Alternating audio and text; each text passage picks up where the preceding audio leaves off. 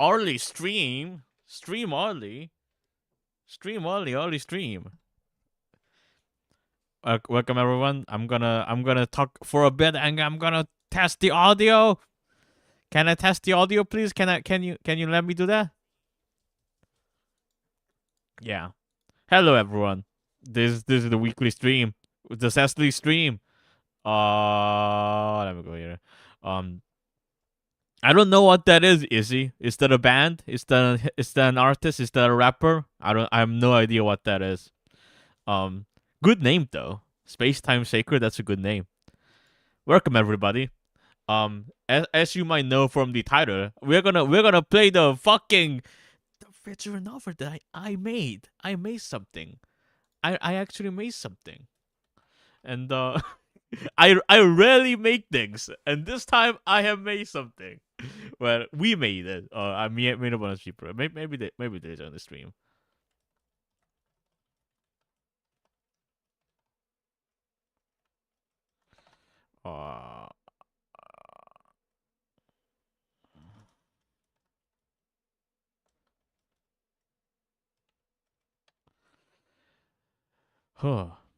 The Yuri game that I made, have people already played it? It's been out for 12 hours.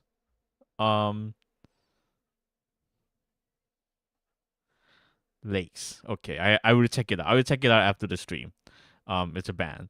The iconic weekly stream by Cecily Rance, that I do all the time, always. Wait, who wait, I'm gonna try to think who was in the game. So B's in it. Socks is in it. Dusk is in it. Who is Dusk Lost Moon, my friend. Who was Lila? Oh yeah, Eleanor did Lila. So Eleanor was in it too. Yeah, Eleanor was in it. Then it was Inky. It was Chloe.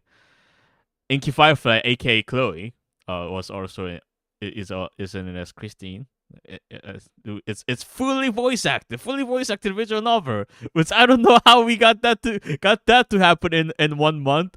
I made this in 1 month, by the way. Did you know? I made the whole thing in a month.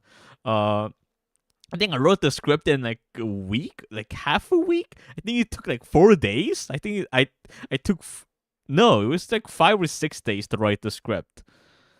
I'm just gonna ping these people.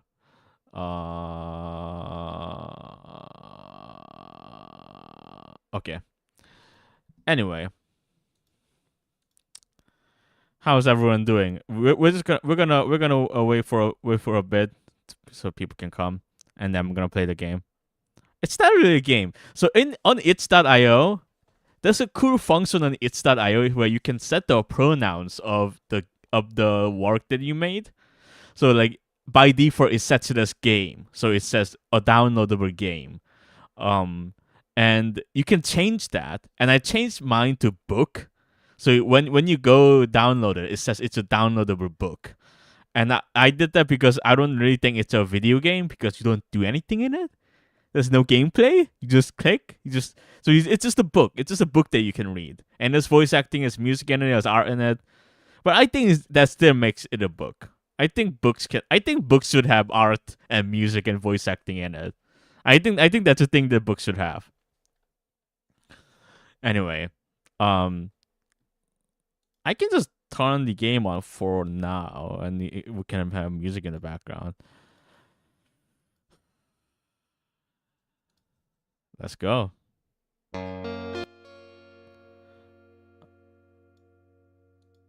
Oops.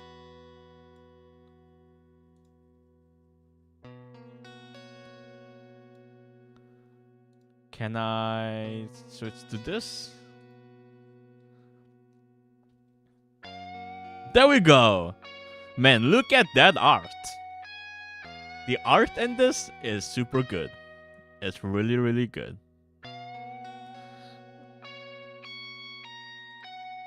I will tell you that B made most of the art in this book about 6 hours before it published. So she stayed up all night to make all the art, and I'm sure it was not fun for her, but I needed that art. Then I didn't have to stay up because it was like 5 p.m. for me. Thank you. It does sound a lot like I Love You, Ramona. You kind of wanted to harken back to those early MIDI Bunny days. I love the title song. I'm not the title song. The credit song. The credit song that Chloe sang. It's very, very good. When I wrote it, it wasn't gonna have a credit song. It was just gonna have the song that plays at the ending, the instrumental song. It was just gonna have that continue on. But then I had the idea to make a credit song, and I was like, I made that credit song, and I didn't know where to put it. I thought maybe I could put it in the main menu, but I already had a main menu song. I had this song. So I was like, I can't really replace that.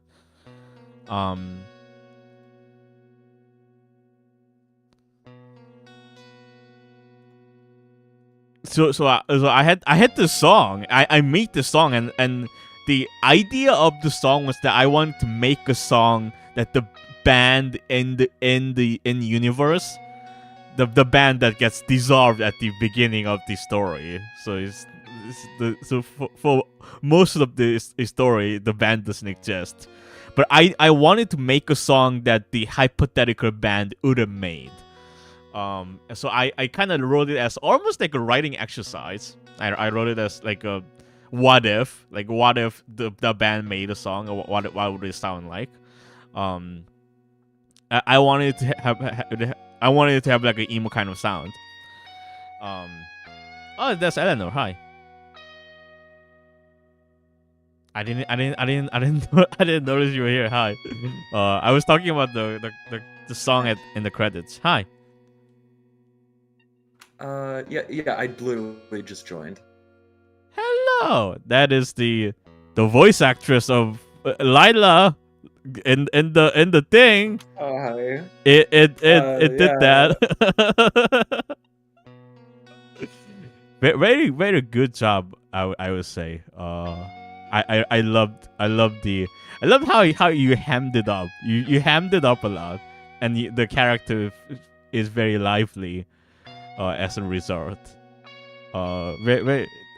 I mean, I just yeah. I I didn't just give talk like how I anyone. normally talk. Yeah, this is how you normally talk. You usually talk like that. Though you aren't as loud. You are definitely you are trying to be a bit louder and hamming it up. Which I appreciate. I didn't give anyone any directions, by the way. I just told them to read the script and then give me just do the characters. So I let everyone just do whatever the fuck they wanted. In hindsight, not a good idea. I should have gave them some direction. I should have Yeah. told them how to do it. But again, we were kind of we were in a hurry to finish this. I was in a hurry to finish this because the game jam I was submitting this to when I published this game, the game jam's deadline was 40 minutes away. So I was cutting it close, really cutting it close there. Yeah. Anyway, we can probably start playing it like now. So this is just the default Renpai options. You can go here and it says it's made with Renpai. I made this with Renpai, which is a very good engine. Okay. I don't know if I do auto, and I just do it. So this is a quote from the Jab Rolling Stock song that this is named after. There's no fucking way I'm ever letting go. Do you mind if you like stream in Discord? Oh yes, of course. Thank you. Share your screen.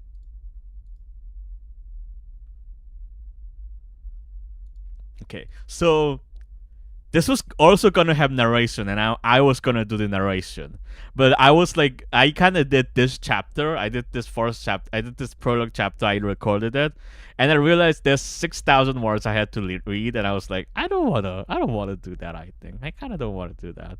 So there is no narration voice acted in this thing. If I had to. I would have. But if I had more time, I would have probably done it. But that would have been so fucking much reading. Oh my god.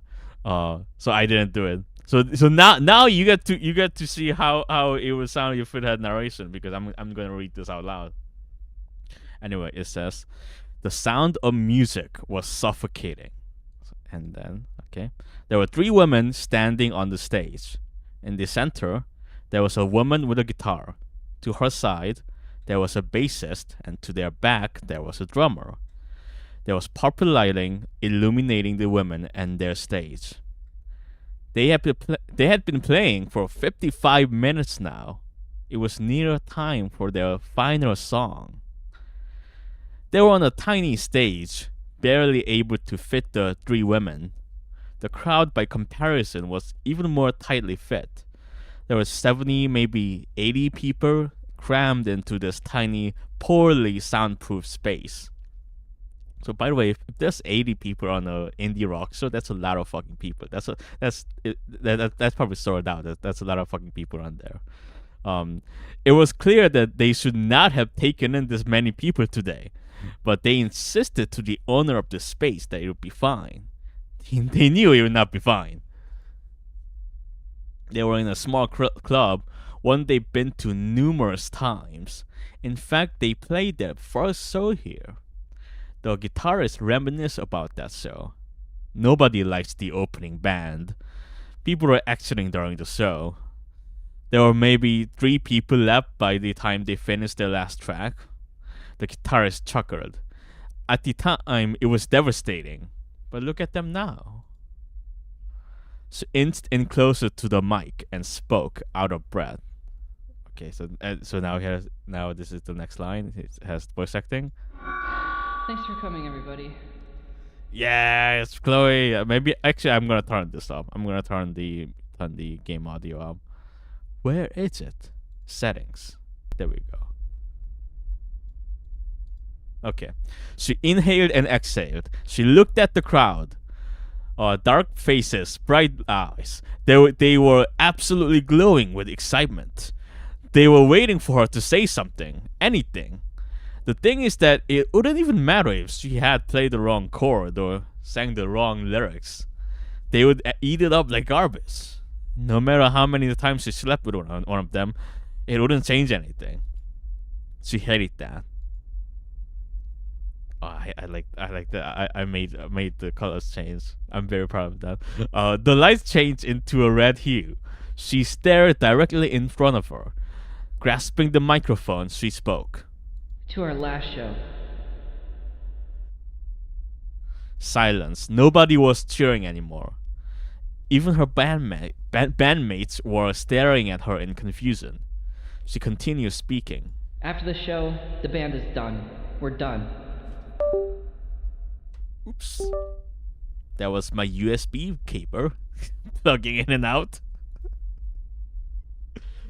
She sighed. There was a tidal wave of relief which washed over her. She looked at their faces now, people whispering to one another, some on their phones tweeting about whatever that just happened, but mostly people looking at her, dumbfounded. The silence felt amazing, a momentary lapse of respite. She spoke into the microphone one last time. So let's kill this shit. I like how she said that. That's very cute. So this is another case where not giving direction completely changed the tone of this line. When I wrote this line, I wrote it to she was gonna say like, so let's kill this shit. It's like she would say it very like dejected, but Chloe put a lot of oomph into it, and it's very funny. It's very nice. It's very cute. Okay, then she backed up, grabbed her guitar, and started singing. The other members played along to it, just as they rehearsed. But everyone on that stage knew if she had really meant it. This was the end of the band as they knew it. Everyone in that crowd had come to this realization, and they all began dancing and singing along to the song. They knew this was their one last chance to do so. Amidst that pile of sweat and tears and pure energy, something was forming, something primal, something climactic and final. It was the culmination of an energy long built up for years. It was the end of an era as we knew it. And she lost herself in the music too. Okay, I like that song that I made for that part. That's another song where I wrote it to be. It's okay, chapter 1. That's another song I wrote it to be where it's a song that the band actually wrote in the universe. Anyway, this is the first chapter, and actually I gotta go get something to drink. I'll be right back.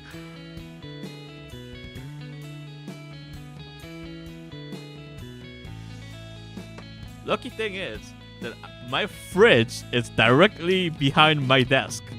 So I can just go get it.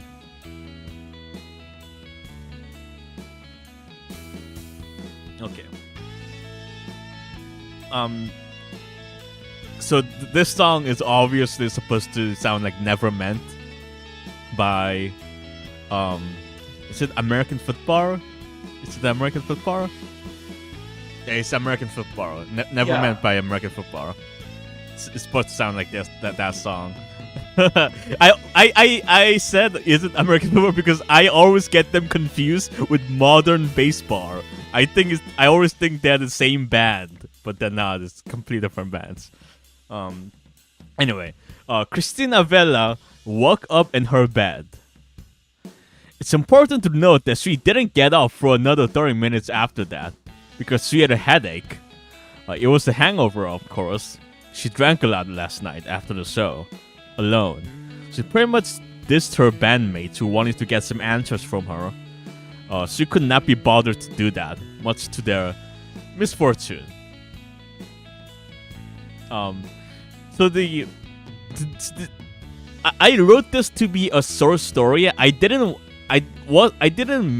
mean it to be a visual novel when I wrote it. So it also has a lot of these closed sections that typically isn't in it's typically not in visual novels, not in Renpai games, but Renpai actually has a novel mode function where it can display text on the screen like that. So I use this function to display already prose text. So yeah, it wasn't actually gonna be a visual novel. I just wanted, I wrote it and I was like, if I made it into my thought process was, if I turn this into a visual novel, more people would read it. Way more people would read it if it was a visual novel. So that's why I did it that way, because I wanted people to read it. I thought it was a really good story. Okay. She grasped her forehead. Some cold water would help her, but she didn't really want to get up.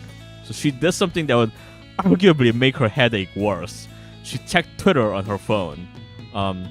So I like to think in this timeline, in this furry world, is still called Twitter, because that's my ideal world.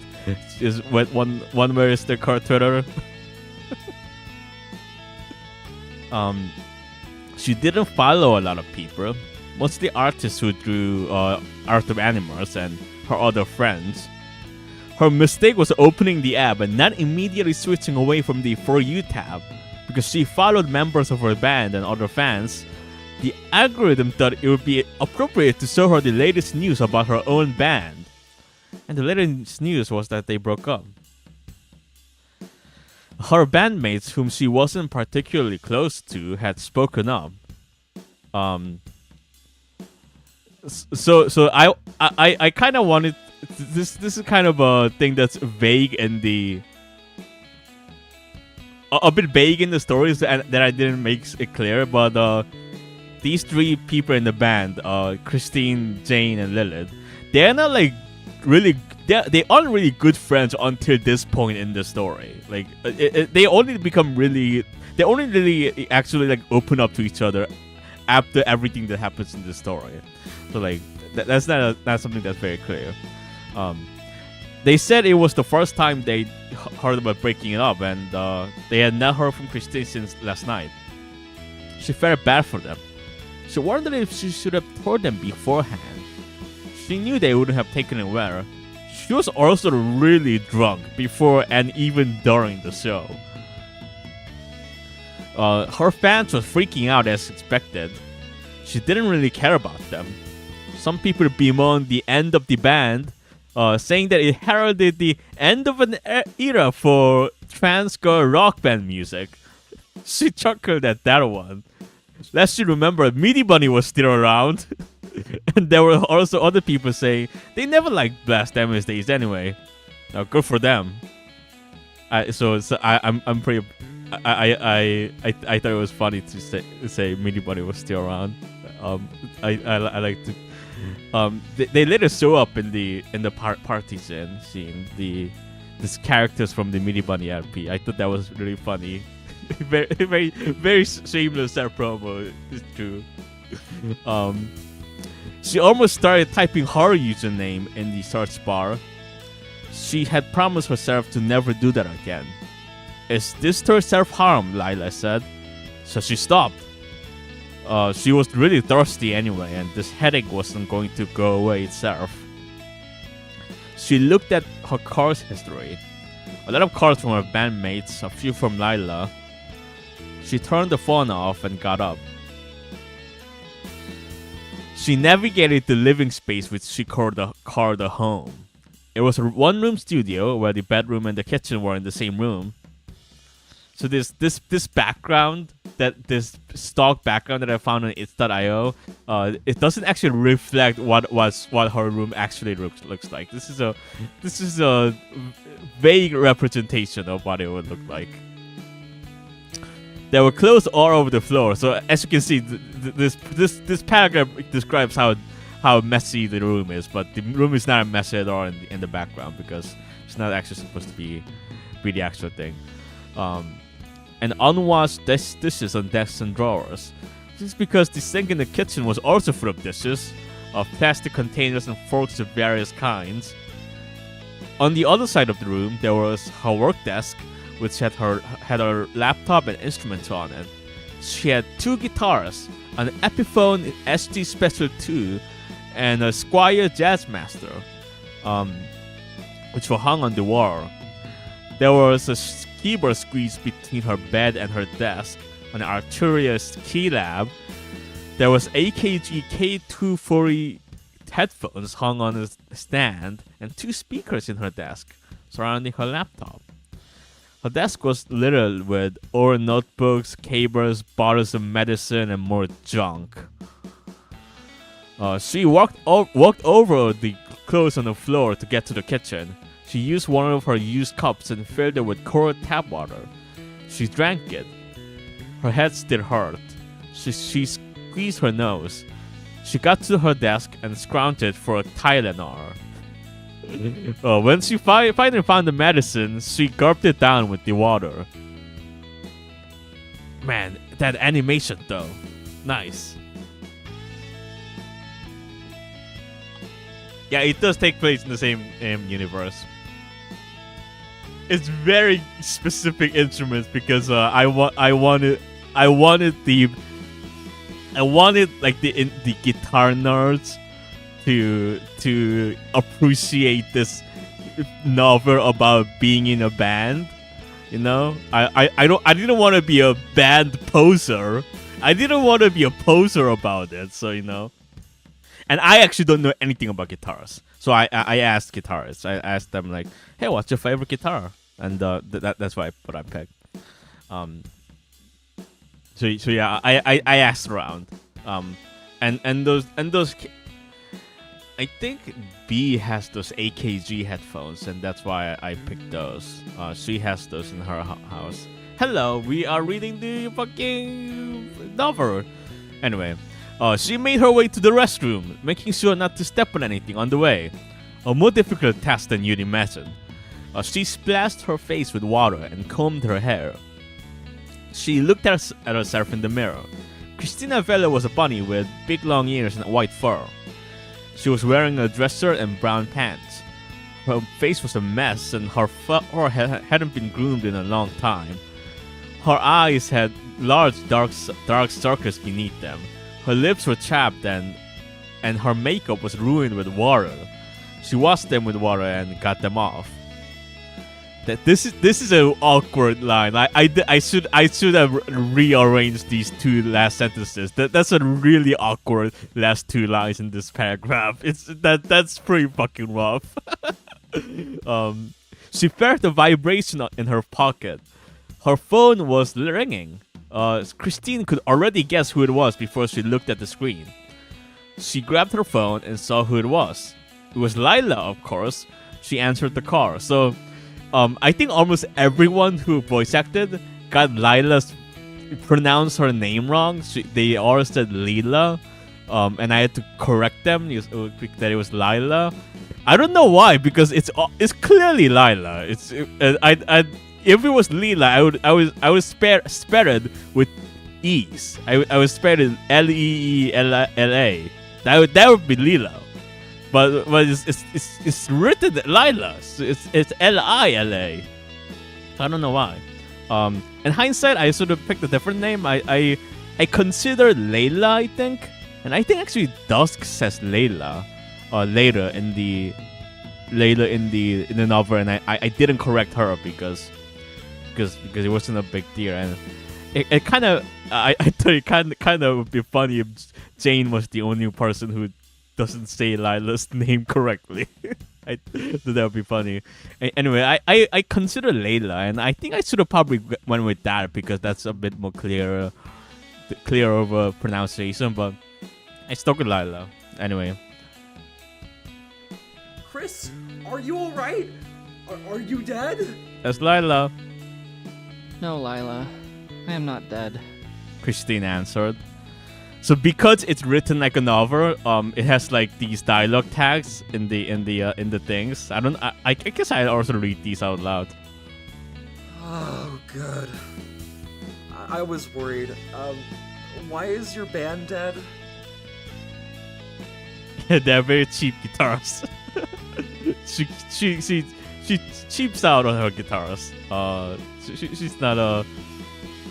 As we learn later, Christine's job is writing like like slob articles, like top 10 lists and shit for like blogs. So like that doesn't make a lot of money. That's not a lucrative career. So I don't think she's rolling in cash. She probably spends most of that on rent. You were at the show? No, I mean, I've been to like 15 of those. I heard from Jane, man. Jane was the bassist of Last Time Days, and a rather sociable one. So I don't think it gets across, but this is supposed to be the narrator being sarcastic. Jane is not sociable. That it's just not. That's supposed to be the joke, but it doesn't get across because you don't know Jane yet. You don't know who Jane is yet. So it's kind of a weird thing to say. Anyway, Christine never got along with her. Oh, okay. Christine was relieved. Weren't you girls gonna get signed? This was true. In fact, Last Diamond Days had been offered a very lucrative deal from a local New Jersey independent record label. I was gonna name drop. Okay, so One Ways had published many of the members' favorite artists. So I was gonna name drop the label that they're in, because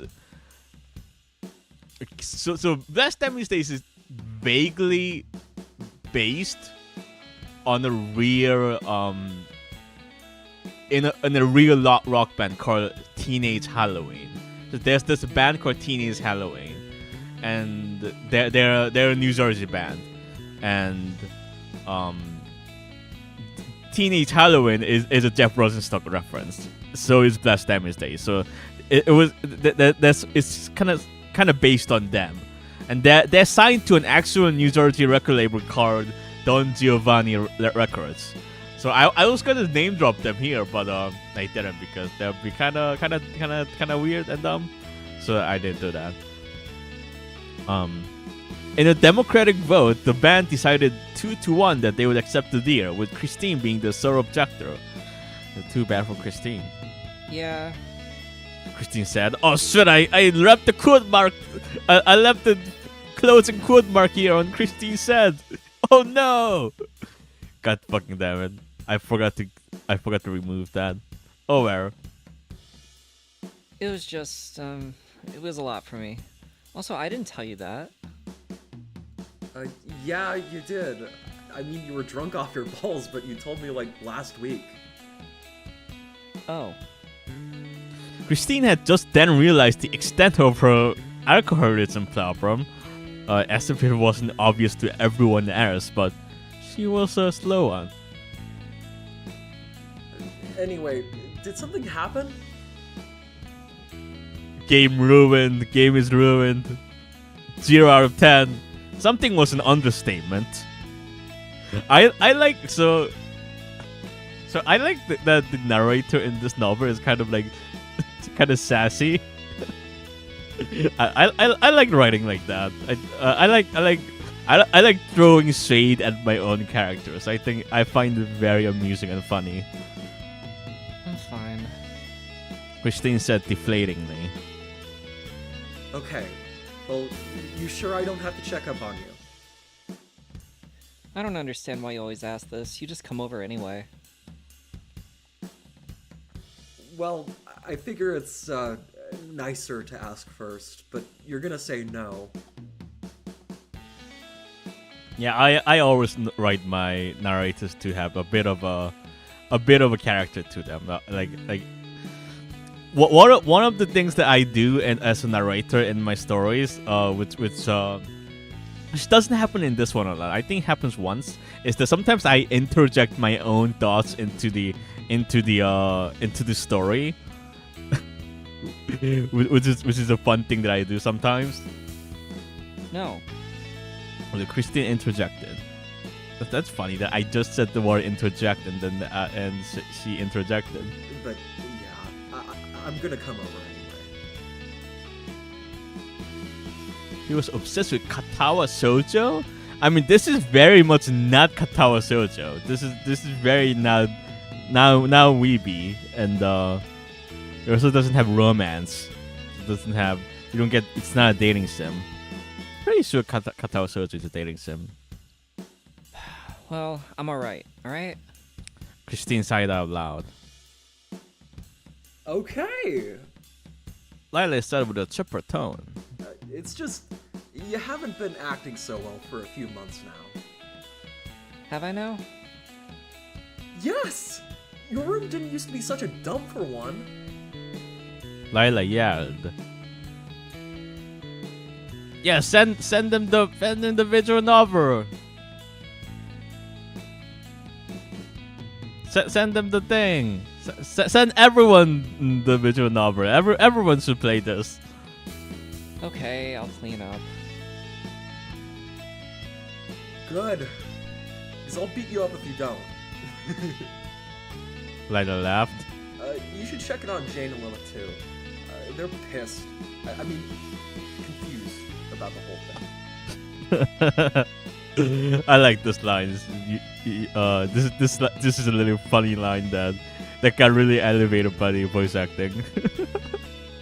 Thank you. Oh, great. Yes, Thanks. you did really good. Okay, Christine said sarcastically. Look, I trust you. I know you know what you're doing, but if you're ever doing not fine, you know who to call, alright? Thanks, Lila. I'll talk to you later. Bye! Then Christine hung up. Jane and Lilith were, of course, the bassist and drummer of Blast Damage Days, respectively. They were sure to give her a mouth for it when they met up. Christine already had to dread it. That's kind of a weird sentence. To think they used to be best friends of our time baffled her to this day. Not so much of our time anymore. So like, I was implying, and this doesn't get resolved in the story. And if I make a sequel, I will probably explore it.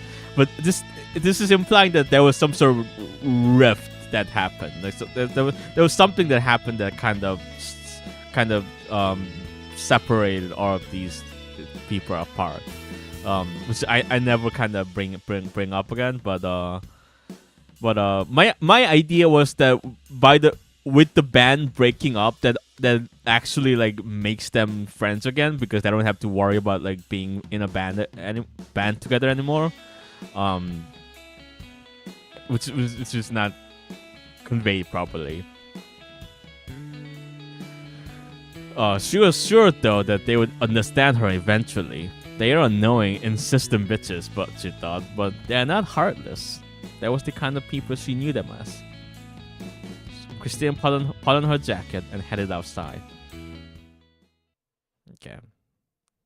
Chapter 2. 2 months ago, Christina Vella had a panic attack on stage. This is how that day went down. It started out in the morning like any other. It's a completely useless sentence that I could have cut out.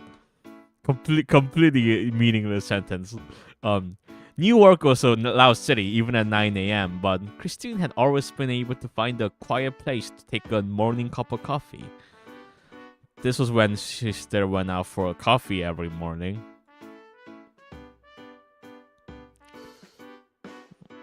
She was listening to the cast recording of the musical Godspell. So I like this detail that Christine likes musicals. That's probably my favorite character detail that I put in the novel, because that she's a musical buff. Anyway, as she enjoyed a cup of iced latte with cream, she was reading the newspaper on her phone. It was about an arson attack at a ballot box in Pennsylvania. Election season, she scoffed. So this is an actual thing that happened. That I saw on the news, and I was like, I put it in because it was so baffling that it was just on my mind. It was perpetually on my mind. I could not get it off. Like, how can that even happen in a country that's like, I couldn't understand. Anyway, Chris! Lila called out from behind. She lived in the street, and they used to frequently meet up like this in the morning. Lila was a 6-foot tall brown bear, maybe twice the size of Christine in width. She was quite massive compared to the 5 feet 6 inches. I can never get that right because I don't think in feet and in inches. Christine, and she never missed out on a meal every day of the week. That's a weird sentence that I should have edited out. She was wearing a striped sweater under her jacket, and she always wore a beanie around. Hey. Christine said. Big day today, huh? Riley said as she ordered a caramel macchiato from the same coffee shop. Sure. When's rehearsal? 4 p.m. Show's at 9. That's kind of cutting it close. Blame Jane. I don't book this stuff. Jane always likes to live on the edge, in more ways than one. I don't want to hear the end of that sentence. Really? You don't want to hear about how I fucked all your friends except you? Yeah, because first off, I'm not my own friend. That is mean to my friend, whose name is Chris. Christine pulled out a cigarette. This is psychotic, by the way. To pull out a cigarette in the coffee shop at 9 a.m.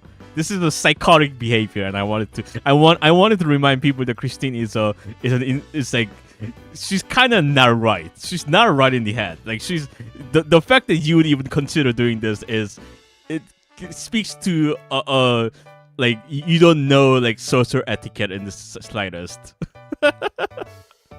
Don't smoke. This is a coffee shop.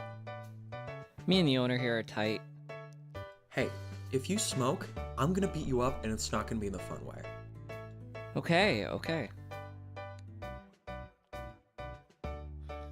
She put it back. Anyway. Christine's pulled out the single earbuds she had on. Every fucking trans girl fucks every other fucking trans girl in their vicinity in cities like these. You think I haven't fucked Jane and Lilith? I just want one friendship where that's not a thing I have to think about. That's fair. Lila nodded. Besides, I'm asexual. So this part about Christine being asexual is something I wish I had elaborated because later she has sex with a person.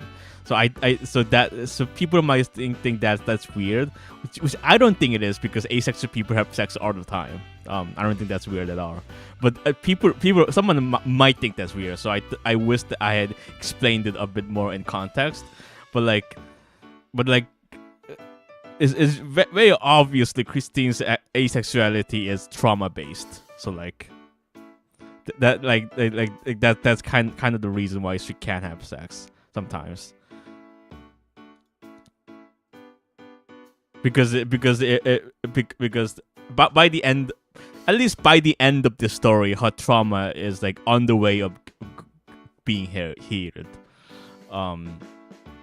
Obviously, I make a very big point later in the story that trauma is not something that can be completely healed. It's not something that just gets cured. She's just on her way to become more well adjusted. Anyway, Lila stood up and slammed her hands on the table, producing a loud clanking sound. Some of the coffee from both of the cups had spilled out. I didn't fucking know that! Lila yelled. Well, you're not my mom. I don't have to tell you these things. The irony is that Lila is kind of is her mom in almost every way. When did you come to this conclusion? Yesterday. Anything happen? Christ, you're nosy. Sorry. Lila sat back down.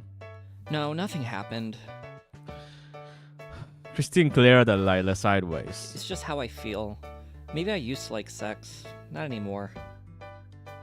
Huh. Christine took a sip of coffee from a coffee. Lila pulled out some tissues from her purse and cleaned up whatever mess she had made on the table. She threw those out. Then she looked at Christine with concern in her eyes. Sure it's not because of Beth? Christine felt the pit of her stomach. Her vision began to go blurry. the sides growing darker and darker. She put the coffee cup down, just barely not spilling it. She cleared her throat. So like it's not clear because there's cheering music in the background, but she's having like a semi-panic attack here. You alright, Chris?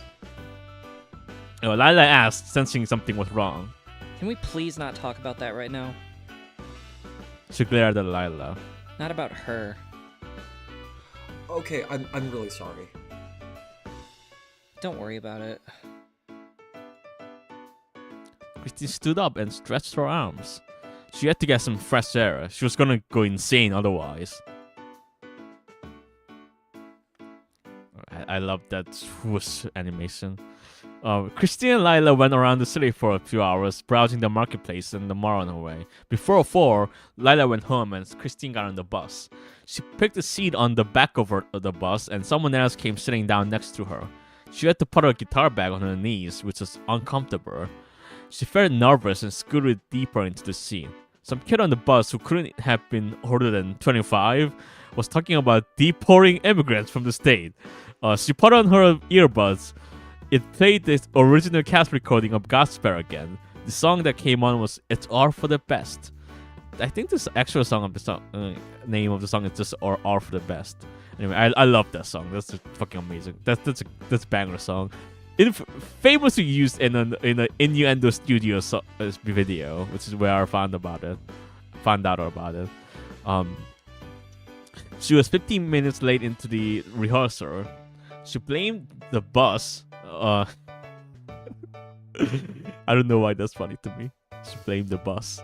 The other two were already there in the studio space, tuning their instruments. It took you long enough. Jane scoffed. Jane was an elf with black fur with a tall, lanky look to her. She was wearing a tank top with jeans, and she had hung her this another weird sentence that I should have edited out. She had hung her wool coat on top of her shirt. I think I meant she just had her wool coat on top of her shirt. Another weird line that I didn't edit out. Again, I was in a hurry to finish this. I'm sorry. She had her Dan Electro Longhorn bass strapped to her. So that is actually the bass that B owns. So that's why I put that in there. She had a variety of stickers in it, like a trans rights one with a blue and pink colors on it. You can imagine how it looks like. Hi, Christine. Lilith greeted Christine. So Lilith was a short beaver, maybe no taller than 5'1", which made drumming difficult for her. I don't think actually being short makes drumming difficult for you. I just added that in, added that detail in, because I imagine furries. I imagine furries are actually a less as smaller than like real people who are 5'1". She was always fitted out in all black scene kit clothing, and even during the rehearsal, this was no exception. On top of her My Chemical Romance t-shirt, which is not reflected in the sprite because that would be weird. That she perpetually has a MCR t-shirt, so we didn't put it in. Anyway, she had her choker, which is actually a collar. So this is an error. It says she has a choker on, but she has a collar on. That's same thing. Spiked wristbands and black belts on. No wristbands. So again, that's an error, but that I didn't fix. But it's okay. The black lipstick and thick mascara formed a contrast with her generally positive, happy demeanor. All three of them were trans girls. All three of them had fucked each other in some pairing or another. All three of them met each other on the internet. All three of them happened to be living in New Jersey, United States of America. The thing about Blast Diamond Days, the band, was that it was always doomed to break up. It was a typical case of the band having two leaders who had drastically different ideas for what they wanted to do with the band, and the other member was too non-committed to mediate between them. So there's a lot of cases of bands like that, I think, that you can think of. The rehearsal went on for 3 hours. The gig tonight was a 60-minute set, which was big for them. They had only played short opening gigs up until now. Blessed Wednesdays had been a band though for 3 years at this point. They had spent almost their 20s into this punk rock band. They all had their separate jobs, of course. Jane worked as a retail clerk. Lilith had a job at a nearby theme park. Christine wrote articles for websites, top 10 lists, how-to guides, love shit like that. They practiced their asses off and headed to the venue. It was a bar called Club SS. No one knew what the SS stood for. They came there an hour early, did some sound checks for 30 minutes, and people started coming in. Lilith liked to mingle and say hi to people, and she usually took Jane with her. Christine always remained up on the stage, looking down at everyone, like an everlasting presence in the bar. She didn't like to talk to people, in other words. The show started, and there weren't a lot of people in the venue, but as they started playing the first song on Onslaught, a crowd members started coming into the bar. There must have been 50 people there. The band kept playing without breaks or banter. I forgot I wrote this line, oh my god. Blessed Diamonds have been described as if a trans girl sang in both Green Day and Weezer. I completely forgot that I wrote this line. This is the trash fire line. I can't believe I wrote this into the thing. Very funny line. Depending on the type of person you are, you either immediately dismiss them based off of their description or check them out instantly. Christina Vela sang her heart out onto that stage. Yeah, as Weezer mentioned. This line is awesome, actually.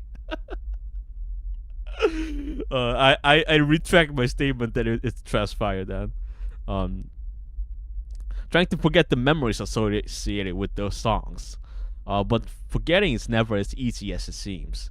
Every time she sang those songs, flashes of her face would dash by. It was inescapable. She closed her eyes and focused on playing and singing, but it was to no avail. Her voice, her mannerisms, her way of life, those were put into these songs. How could she expect to outrun them when she had put them in her own songs? Bat Medallion was an everlasting presence in her life. After the song was done, she collapsed to her knees. Her vision began to go awry. I think it's awry. Her fingers were shaking. She couldn't play anything anymore. She felt like she was going to throw up. She couldn't really see properly anymore. It was just blotch of darkness now. She began hyperventilating. She panicked and panicked and panicked. She didn't want to mess this up, and she wanted to be a good leader for the band. She tried to be a good girlfriend. She really did. What more or else could she have done? She spiraled and spiraled. She looked at the crowd despite her vision. She could hear everyone cheering. They didn't even know what was going on.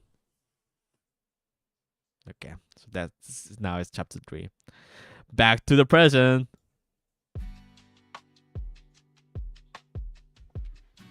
They decided to have a meeting at the usual coffee shop. This was later in the day after the show.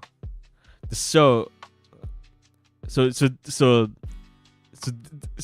how you read this is this was later in the day after the show. So this is not after the show. This is the day after the show. Again, kind of vague. Hey, thank you for watching the video. Well, it's not a video about emotions being cringe. It's a video about how people think emotions are cringe, but it shouldn't be. But thank you for watching. It's an okay video. We are reading the visual novel that I made. Okay. Lila offered to be there as a mediator, but Lilith said she'd handle it. It was difficult to trust her with this because Lilith had previously been an infamously conflict-averse individual. But alas, it was just the three of them in that coffee shop. Christine came in last. It was the afternoon and she was about 30 minutes late. Jane and Lilith were already seated and Christine ordered her user. She took a seat. They sat in silence for a while. Lilith didn't quite knew how to start this conversation. Christine finished her entire cup of coffee. Lilith looked at her phone for most of the time. Jane just stared down at the table, seemingly searching for the words to say. Look, Jane spoke up. Oh my god, I love Dust's performance in this game. So she fucking nailed this character. She's so fucking good at it. we all know why we're here. I did give her. So I think Dusk is the only person I gave some direction to. I only told her she should sound like Rarity from My Little Pony, because that was how I imagined Jane's voice to be, kind of posh, kind of British slash like Aussie, I guess, like somewhere between in those two. Well, yeah. Less sad. So that's Sox Fox. Very has a very cute voice. Cute voice for a cute beaver. So why hasn't anyone said anything for 30 minutes? Has it been 30 minutes? Yes, look at the clock. Yeah, Rarity coded. I was just waiting for someone to say something first. Why haven't you been saying anything? It was a test. To see if either of you would speak before I would. Which we didn't. Yes, you failed the test. Sorry, Janie. Don't call me that. Jane took a sip from her coffee, which I also did. It was lukewarm. Yeah, look at the clock. So fucking good. She fucking nailed this role. Christine! They both said at the same time. Yeah? Christine answered. So something that something I want to point out is it's actually B very deliberately did, which is that Christine has the most expressions in this game, so she has the most sprites. She always she changes the expressions the most. This was very deliberate because Christine was kind of written as a nervous wreck who is very expressive, and we wanted to kind of convey that. And without her like kind of changing expressions all the time, she kind of comes off as like very it's kind of insufferable. So like in an effort to make her cute and bearable, we gave her a lot more sprites than all the other characters. You do realize we're here to listen to you speak, yes? Jane asked a rhetorical question.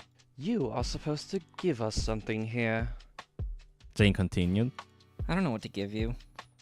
I think she means we need something to catch on to. Lilith elaborated. I don't know what you two could catch on to. So this is kind of an awkward exchange that's very kind of common in my stories, where like kind of like these kind of back and forths where it's not completely natural, but like it's like the point I'm conveying here is that that they're not very used to this kind of conversation. That's kind of the point of this early part of the conversation. That's not what either of us mean. Shh, Janie. Yeah, sorry. Christine nervously looked around. A few people in the cafe. Oh no, it doesn't render the E with the dot in it. So it's just a square. It's cap square. That's really funny. I never noticed that while I was testing it. She looked at two of her former best friends again. Jane visibly looked angry and was giving her a long glare. Lily was just looking at her with concern in her eyes. Christine sighed. She closed her eyes and spoke up. You guys remember our first solo gig? In the SS? Yeah. technically that's not a typo. That's just that's the fault of the font and Rampai. The font that I'm using doesn't have that character in it. The E with the dot next to it. Well, I don't know if you noticed, but that day I was having a panic attack after the first song. Oh. Jen and Lila went silent. I couldn't breathe, I couldn't play, I couldn't sing. I was terrified. There was all these thoughts in my head, like, ugh, God, there were so many people. Even last night, that was so many people. And I froze up, man. Yeah, I got through the rest of the songs that night, but I can't even remember what happened. It's like that night is a blur in my memory. It's just gone. My memory has been getting worse. Christine took a breath. That's when I first thought I wanted to quit doing this. Then the label deal came, and everything felt so overwhelming. Christine stared down. Jane and Lily were in silence for a short while before Jane spoke up.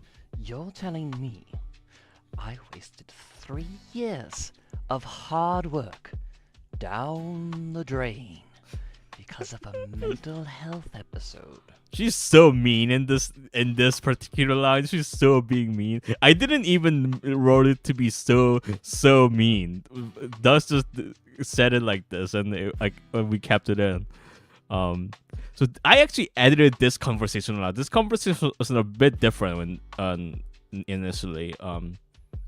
It was I was like in the first kind of draft, like they came around way too quickly. So I kind of added this part, this next part. That's a little unfair, don't you think, Janie? So it was worth noting that Lily had never confronted Jane like that before. She seriously felt that Jane went out of line. So again, I added this line, and because Dusk said the lines in such a mean way that I thought someone has to say that's too mean. That's too. Someone has to say that. I'm being blunt here. The band wasn't just yours, you know. We put years of our lives into it. We sacrificed a lot to get to that point. I'm sorry, I don't know what to say. Christine couldn't look at them in the eye. I just can't do it anymore. Not like this. Jane sighed. She scratched her head. You don't see any therapists. No, but I should. You've been taking your E, yeah? Yeah, it's getting tough, but I've been managing to afford that. Jane struggled to look Christine in the eye, but that didn't speak to her dishonesty. That was just the type of oaf she was. Ugh, this sucks. This fucking sucks. Too loud, Janie. Fuck. I can't believe I'm saying this, but... Jane and Christine met eyes. Jane's cheeks blushed slightly. I'm here for you, darling. Even if I think the whole thing is shitty, I'm still your friend. So like, I had a really difficult time writing this scene because I didn't want them to like I didn't want this to drag on for too long and like have them or get into an argument and the fight and shit. Like I wanted them to like I wanted them to make up because that's I feel like that's more satisfying to just watch than and read than them going on in a horror fight. Here, Christine. You can always talk to us. Christine looked at the two of them with a dumbfounded expression. You aren't mad that we broke up? I mean... yeah, I was a bit angry. I was bitter. I felt like success was right on our doorsteps. We never saw eye to eye on this, but I want to make it in the scene. In music, no matter what it takes. So, that's why me and Lilith, we're gonna keep doing music together. It might take a while to get to this point again, but we want to try. We want to keep doing this. How by the way, me and Jane are dating. Alex Ox's delivery on this line. I want to go back and We want to keep doing I want to this. go back and hear it again. How by the way, me and Jane are dating. I think she said that. I think she said this delivery and she was like, "Oh, you can't use that." And I was like, "No, I can use it, and I will. This is the delivery that I'm going with." Because she did multiple takes and sent it me. Lilith. Thank you so much that you liked the writing. I think it's alright. What? I thought that was part of the whole deal. We were gonna tell her 2 things. Yeah, but Well, I knew. Christine laughed softly. You knew? I like that sometimes they speak together. Again, I wanted these two to kind of be in sync, like to be in the same brain wavelength. Both and yellow at the same time. Volume, girls. since when? Jane I asked. don't know, like forever ago. Yeah, the Giger is really nice, right? Chloe did such a good job with it.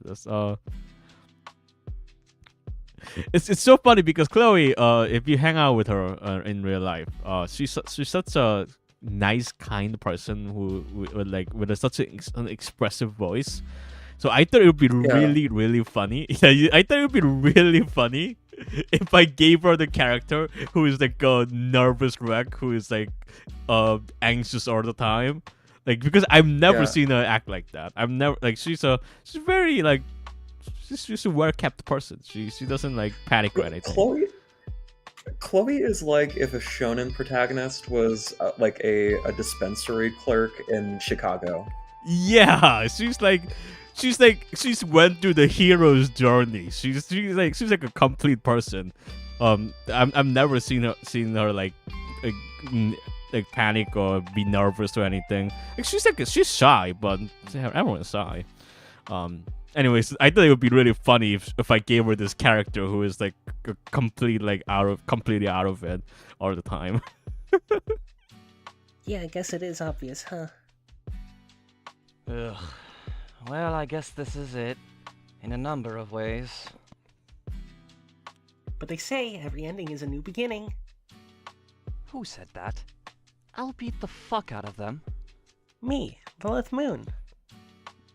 A fun fact, her name Lilith Moon is I picked the Moon part because my friend Claire Moon is one of my friends, and she has a really nice surname is Moon, so I kind of stole it from her, and she actually read the script for me, so she's credited as a beta reader. Anyway, I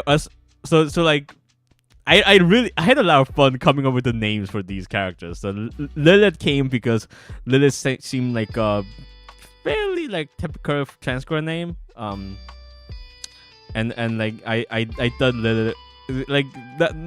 No offense to Lilith, my character who's a fictional character who is not alive. So I can mean as much offense I want that really. But she's not a very creative person. she's not the type to come up with a really cool name. So I thought she would just pick Lilith. That's why she's Lilith Moon. And Jane Cadaver is from Jane Remover. She canonically she took the name from Jane Remover and she just changed the last name. Isn't one of the last names a Tim Rogers reference? Is it? There's Adelaide Blastwaste. there is Adelaide Avalanche. Ah! But that's a really good one. That is a good one. It's Adelaide Avalanche because of the Avalanches, the band. Gotcha. Yeah. It's very, very, very good band that I love. Christina Avella. I knew an Avella. I used to know a trans person whose last name was Avella. I actually haven't talked to them in like years, so it's not a real friend. But Christine, I think I just came up with it. I think like Christine with a K instead of CH. I don't remember how I came up with that, but I just did. Who's Lila Rumford? Rumford is a Carbonical reference. Rumford is a character in the novel The Sirens of Titan. And I think in some of his other books, the Run First shows some. Yeah. Lila is just the name that I had lying around. It's a pretty name, I think. Okay, then I'll do it later. Yay! So the clap was added by Socks. That was added and by her. It's very nice. Christine wants the two banter and start laughing uproariously. What's wrong with you? That's creepy. I'm just really glad. Christine wiped the tears off her eyes. I thought you guys were pissed off at me. Well, for the record, I was. She was. But like, I don't know, darling. You're my friend. I knew you had a good reason. I don't know the full deal behind what you're dealing with, but I do know there's nothing I can force you to do. Thanks, Jane. Christine smiled You're at her. a really good friend. Tell me that at our wedding. We're getting married? Well, I don't see why not. I've known you for 5 years. Because Jane is fucking with her up here, obviously, but You're proposing to me at a cafe? Yeah, sure, wife. Now go make me a sandwich. I am going to. this is such a good It's a deliberation. 2011 ass line. Yeah, Wait. sure, wife. I am going to fucking kill you. I like this delivery a lot. Oh, that actually sounds scary when it's you, Lilith. Christine said. So the three of them made up, and they had a great time. Later that night, they went to a bar to get drunk and have fun. They had a feeling they wouldn't be having occasions like that together frequently anymore. Christine got drunk and took the bus back home at midnight. Secretly, she was happy for a reason she didn't tell anybody. She was happy that she didn't have to talk about Bad Medallion. Unbeknownst to her, both Jane and Lilith knew that was the source of Christine's trauma. They just didn't want to bring her up for Christine's sake.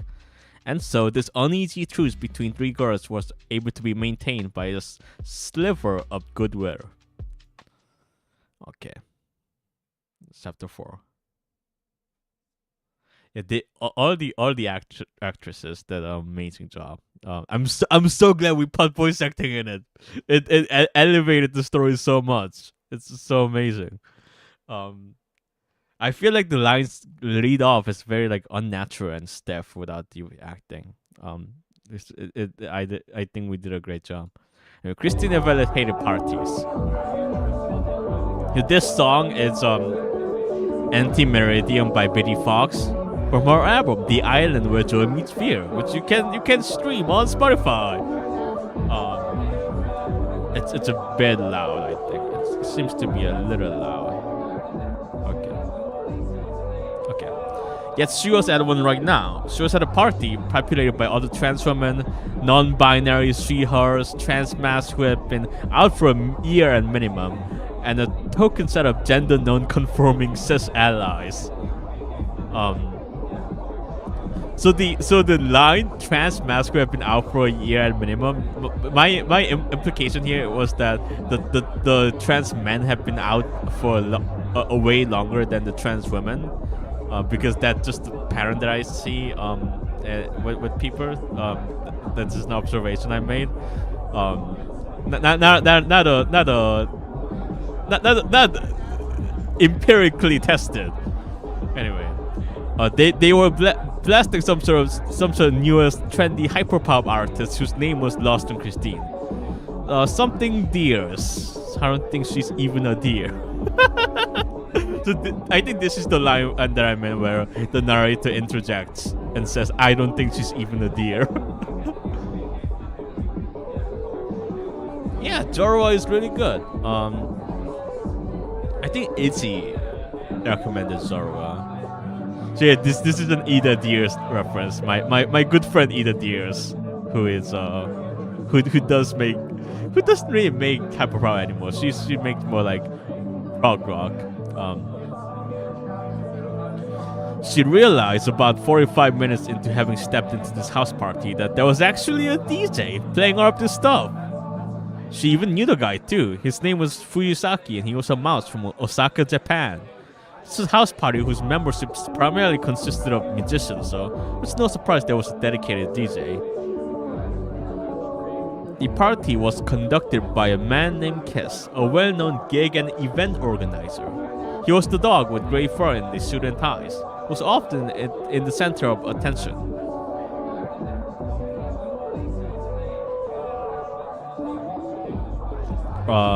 Christine had met Kiss years ago, back when they were a smaller indie band. Kiss was not a fool. He knew Blast Damage Days had just broken up, and that if Christine, Jane, and Lilith were here at the party, they would become talk of the party. Christine had owed Kiss much for their her tenure in the band, so she decided to go. Oh yeah, and Jane and Lilith were here too. They love parties. Jane was unexpectedly always a big party girl. So I like the detail here that Jane actually loves parties. I like to think she again like Jane is like Jane is like a big bitch, but like she actually like is good with like good at like talking to people. That's and like she's like emotionally intelligent in a way that I don't think most of these characters are. Christine looked around and found the main attraction of the party. There were Anjay and Emma, probably the biggest celebrities there. They were a well-known indie pop duo in the Manhattan area. Anjay used to be known for her solo music and her insane stage antics. They were kind of like black dresses if they never broke up. So Anjay and Emma from Unpop, my album Unpop, which is an album I made 5 years ago now. Christine also saw Cecily Cardew from Mini Bunny trying to do a kickflip and failing, and Beatrix Angelica coming to pick her up, slightly panicking that her bandmate could be dead. So those are the two characters from the Mini Bunny album, the Mini Bunny LP. I wanted to sneak them in, and they are here. This is like the Avengers Infinity War of the Avengers Endgame of Cecily Rand's character stories.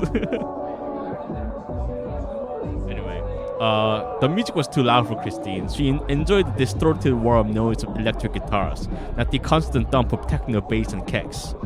People kept trying to talk to her, whom she tried to direct to Jane and Lilith instead. She was nervous and sweating like crazy. Usually she wasn't this much of a wreck at the parties. It might have been because she wasn't drinking enough, she thought. This was the thoughts of an alcoholic, obviously. The weird sentence again. Again, like, I write the weird sentences, and I wish I had, like, edited this down a bit. Anyway, so she took some shots of vodka, and she still felt nervous as hell. She decided to tell Kiss that she needed to take some time away from the commotion. He advised her there was a smoking spot out in the backyard.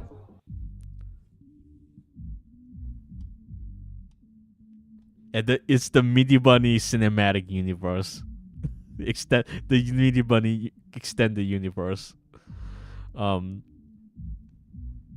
she stumbled out into the yard. She opened a transparent glass door which led to the back space. A few people were there smoking cigarettes with pot. They were sitting down on the grass or sitting near the wooden doorway. Well, there was only one person near the door. She decided to sit down nearby there as well. She pulled out a cigarette and lit it up with a lighter. She took a puff of it and breathed out the smoke. Hey, thanks for that. Let me turn up the audio a bit. Okay. The girl next to her told her that.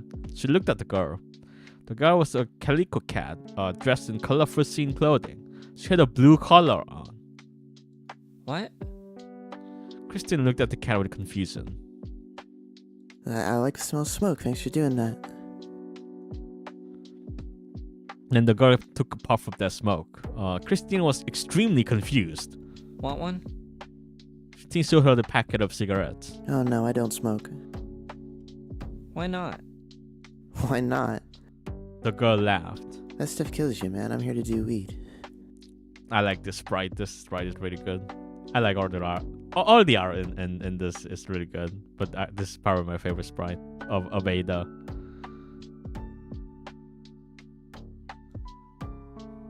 And she grabbed a blunt from her pocket, and then she took a smoke from it. Is that different? Oh, yeah, way different. Nicotine makes you, like, flinch in comparison. I haven't really tried it. Really? That's a first for a kiss comer. Kiss come what? That's what I call everyone at kisses parties. See, kiss kind of sounds like piss and... Oh, damn it, look, I know it sounds dumb, but I've never really had to explain it to somebody else. You don't have any friends, do you?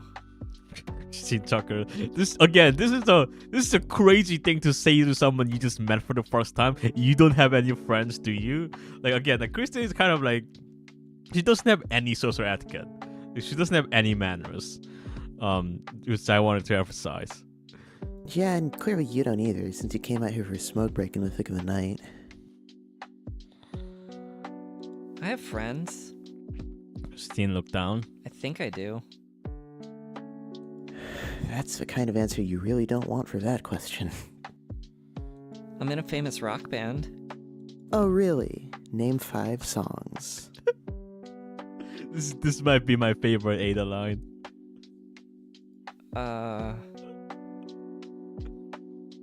Okay, I used to be in a rock band.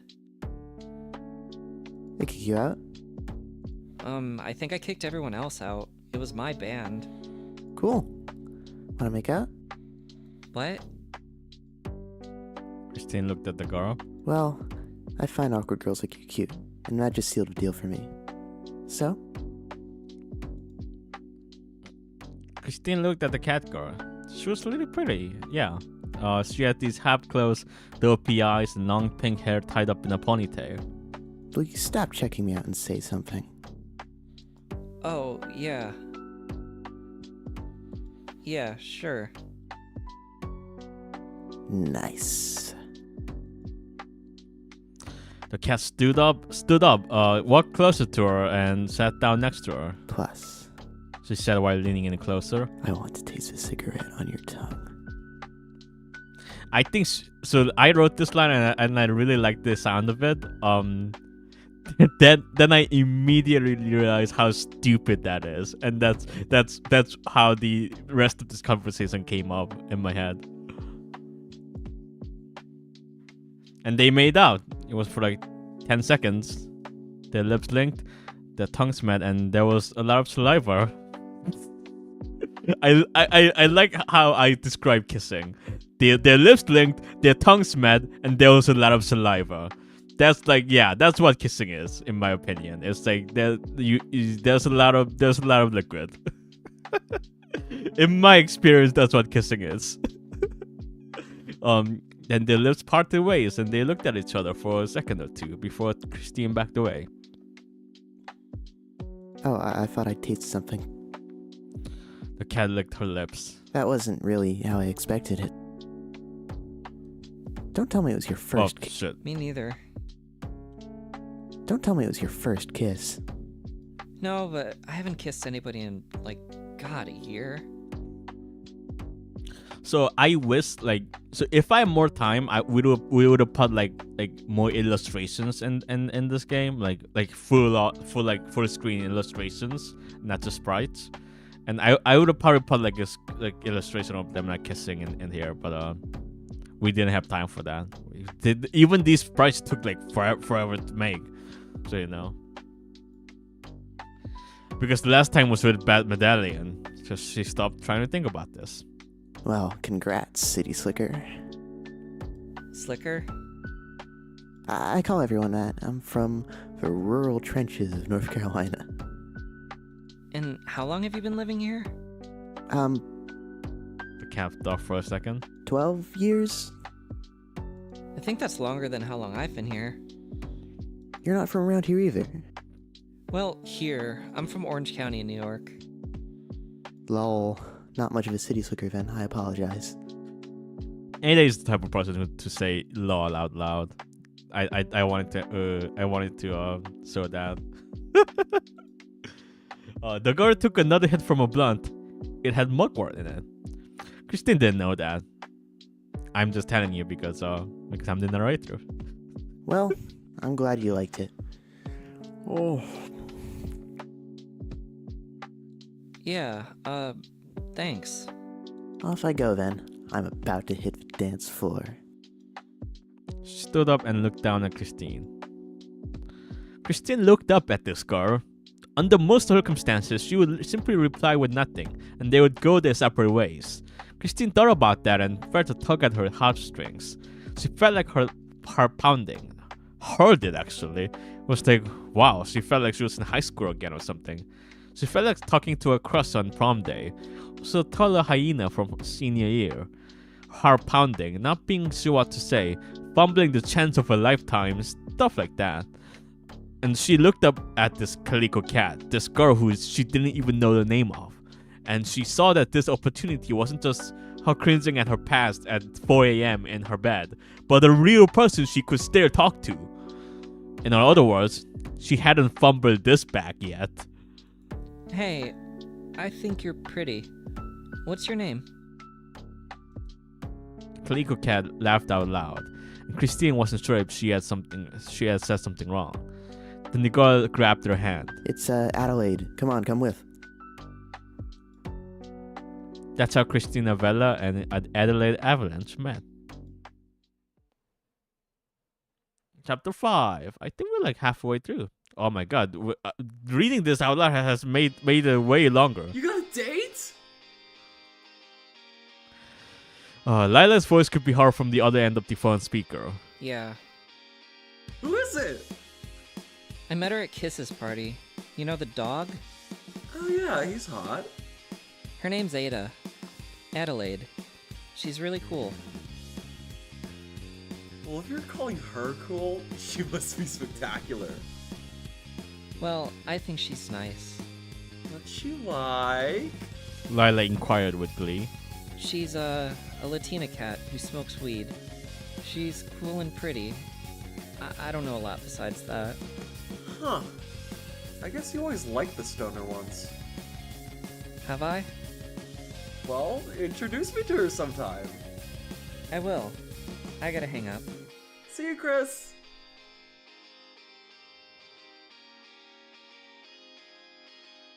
I like this song, by the way. I'm pretty proud of the soundtrack in this.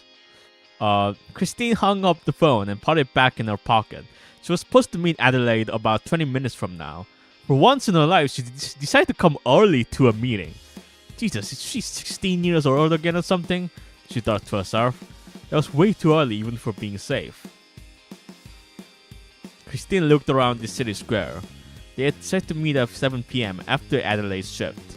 She worked at the nearby vape store in the city streets. She adamantly insisted that she did not vape. Adelaide also preferred the nighttime. Christine personally liked to stay at home unless there were band rehearsals or arrangements with friends. She wasn't even sure why she'd even go on a date with someone else she met last weekend.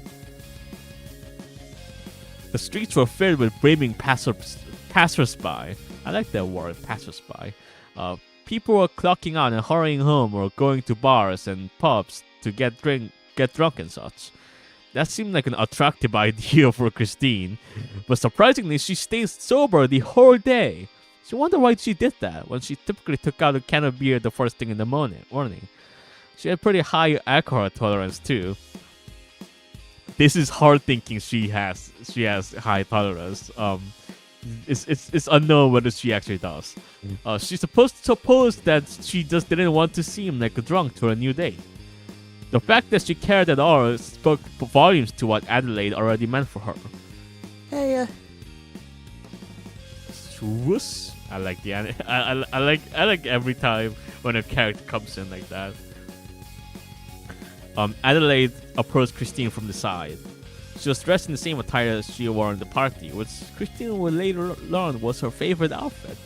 Hi. so what you want to do, all ears? Christine already noticed the nickname. Typically, she would stop someone from calling her that, but she didn't do that this time. I don't know. How about we hit the mall then? There wasn't really a better option for a thorough space other than the mall. There was the Galleria Mall next to the Target chain nearby, within walking distance. So, aren't you a fun one? Adelaide asked while they were walking. Huh? Christine looked at Adelaide in confusion. Well, it's not every party that I get asked on a date to. Well, if you ever went shit-faced drunk. Christine frowned and closed her eyes. She remembered why she hadn't drank today. She remembered the fact that she had asked Adelaide out on a date, but her memory was blank besides that after the dance. Her memory had been really bad lately. Don't worry, you're my type. She chuckled. Really? Yeah, I think you're hot. Why, is that really shocking? No, people call me hot all the time. Christine shook her head. I just thought you'd have better taste, I guess. My taste is exquisite, you silly, and this is proof of that. I like the word exquisite because there's a They Might Be Giant song called Exquisite That Guy. This is a fun fact. Okay. The two stepped into Target, which they needed to pass through before they could reach the mall. They walked across the pristine porcelain white floorboards. So all of these are stock images I found on Google that I put up. Oil painting, filter. Those are the backgrounds. Do you typically come to the mall? Christine actually asked a question. This is quite a big deal for her. She normally did not take interest in people. Adelaide thought for a moment. Coming to the mall by yourself is kind of boring and sad. So, not often? Not much. That's surprising, too. I'm just full of surprises, aren't I? I just thought you'd have a lot more friends than that. I don't like hanging out with people. Unless they're hot, I guess. Why not? I took you for the type to know what that's like. Yeah, I suppose. Adelaide didn't reply with anything for a while, then said this. It's weird, but being with other trans people makes me feel a bit dumb in comparison. What do you call it? I guess it's imposter syndrome. Yeah, Christine nodded. me too. Makes me feel alienated from them. I know, right? There's always something I'm doing wrong. It's not like they point it out or anything, it's just the feeling you get. I like this dialogue. I think I kind of nailed a certain type of sentiment here. Yeah. They reached the mall section of the building. Adelaide suggested that they go to Hot Topic, which she hadn't been to in a while. Christine didn't have any intention to actually spend any money here, but Adelaide assured her that she was just here to look around. They stepped into the store, and a white cat girl dressed in all black clothing greeted them. It seemed like Adelaide actually knew the girl, and they struck up a conversation for a minute. Christine went deeper into the store and looked at the band t-shirts they had. She used to buy so many of these. Green Day, Blink, My Chemical Romance, you name it. In hindsight, the sheer consumerism of this practice made her gag in response. She went to the opposite aisle, which had a variety of t-shirts with cringy text written on them. These were half the price of the band t-shirts, which was amusing to Christine. Among them, there was a t-shirt that caught her attention. Okay. There was a sketchy painting of a rose on it in a red color. She thought it looked cool. Oh, this one. Adelaide snuck up from behind and commented as such. Christine flinched, but then went back to looking at the shirt. You know, I know the guy who designed this shirt. Really? Yeah, he's a huge racist, sadly. Oh. Christine looked at the shirt and then looked back to Adelaide. How do you know the guy? Well, I studied graphic design at Princeton. You meet all sorts of people. Christine's eyes went wide. She had no idea Adelaide went to university, let alone Princeton. Christine herself was a college dropout. She went to Berkeley College for 2 years, majoring in music composition. It didn't work out. Huh. You do design? Been studying the arts since I was a wee lad. Bet you thought I was just some dumb stoner, huh? No, I've just never talked to anyone from Princeton before. Come on, it's not a big deal. Adelaide nudged Christine with her elbow. You yourself are quite the accomplished musician. I looked you up. Christine groaned. Sorry. I couldn't help it. I like your tunes better than most of Kiss's cohorts. Thanks. How do you know that guy? I do some freelance design work. Good guys like that always need a poster or two made. He's the type to invite everyone on his Instagram DM list to fill up a party. Hey, I wasn't gonna turn down a few free drinks. Though you just ended up smoking pot instead. And I scored a hot band girl, so it worked out. Christina was actually caught off guard by that and blushed, and Adelaide smirked and walked away. After an hour or two at the mall, they grabbed the meal at Wendy's. So one of the feedback that I got from somebody when they read this is that I just use I just say the actual brands that they go to, like Hot Topic and Wendy's. I do that because I'm not creative enough to change the names around, and I don't think I'm gonna get in trouble for that because it's just a fucking thing on itch.io. But yeah, I like the detail that they went to Wendy's. That's just really fucking funny to me. Then they exited the mall and the sun was setting down at the time. What do you want to do now? Even though in the background it's clearly not setting, it's clearly still up. What do you want to do? Okay, Adelaide asked. We could go get a drink at the bar. Yeah, they should pay me. Wendy should pay me. Christine thought for a moment at a proposal. Then, after a few seconds of silence, she said this. You know what? I think I'll pass. Suit yourself. They walked out onto the streets again. Well, I don't mind heading to your place or mine. My place.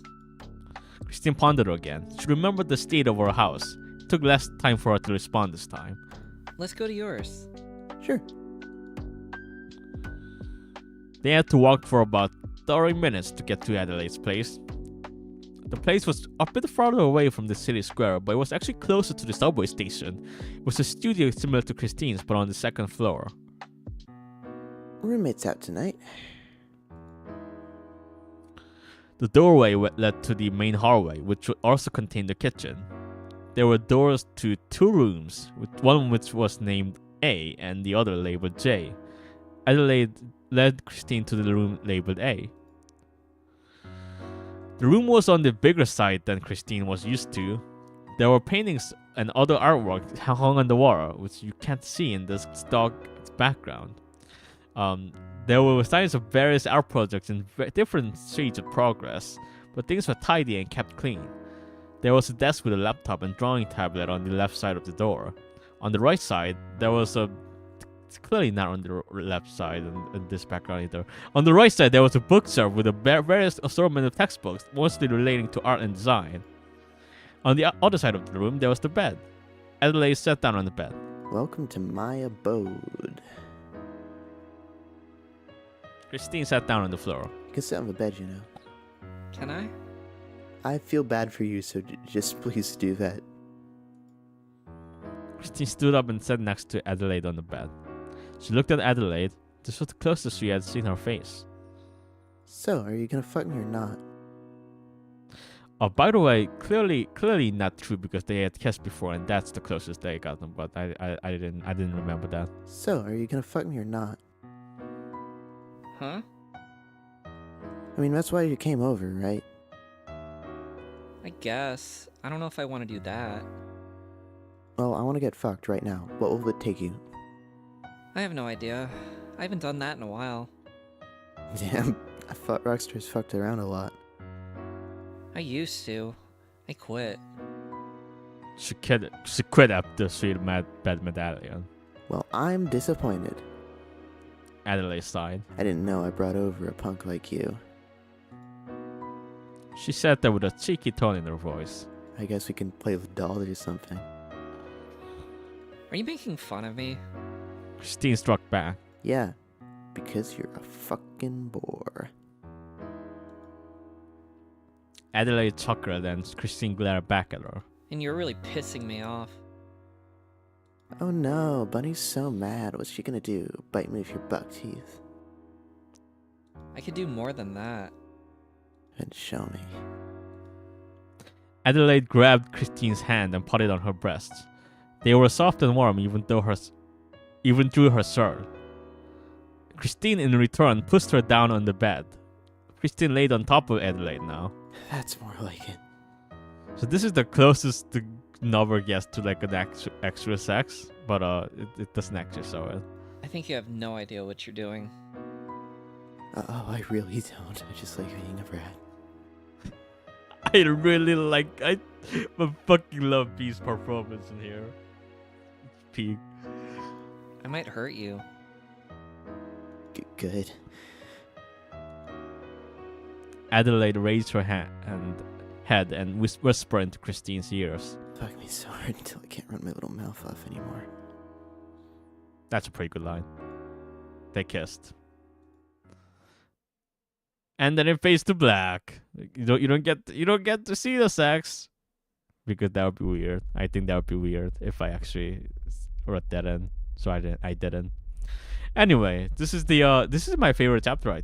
I think, but it's also really hard. It was really hard to write. It was super hard to write this chapter.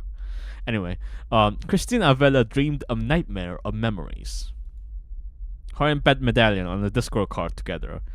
Beth would often tell her she was the only one who really understood her. Her and Beth Medallion creating a zine out of Discord messages they would send to each other. They would send each other paragraphs of messages, one message at a time, talking about the states they lived in. Beth lived in California, and the music and books and webcomics they were hearing and reading. Her and Beth Medallion in a concert together, finally united at last. They hugged and they mossed while their favorite artist sang his heart out.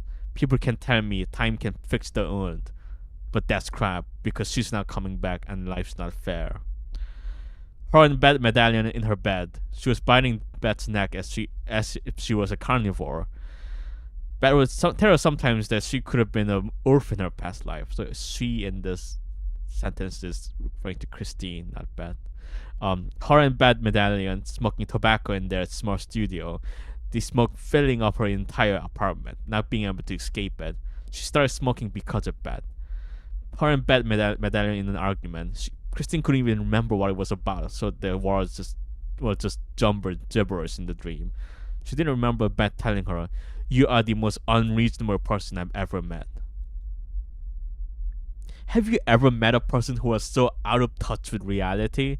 They hate themselves so much. Their self-hatred is an overwhelming force of negativity which consumes the lives of everyone around them, and they fundamentally cannot understand or empathize with the concerns of others. Beth Medallion was like that and more. She was incapable of caring for others because she could not care for herself. While staying with Christine, she was constantly afraid that her stepfather would travel 3,000 miles to personally murder her with the shotgun he always kept in his bedroom. She was paranoid, right? That doesn't even seem to suffice how much she was afraid of everything and everyone else around her. So let's settle at that. Paranoid. I don't have to tell you the full story behind the relationship of Christine Avella and Beth Medallion.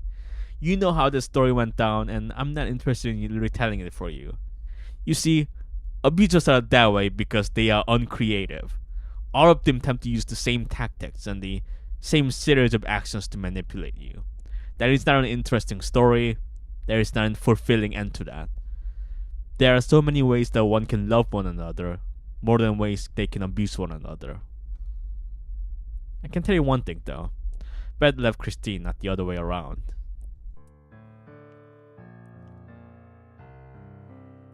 Christine woke up, covered in sweat. By her side, Adelaide Avalanche was sound asleep.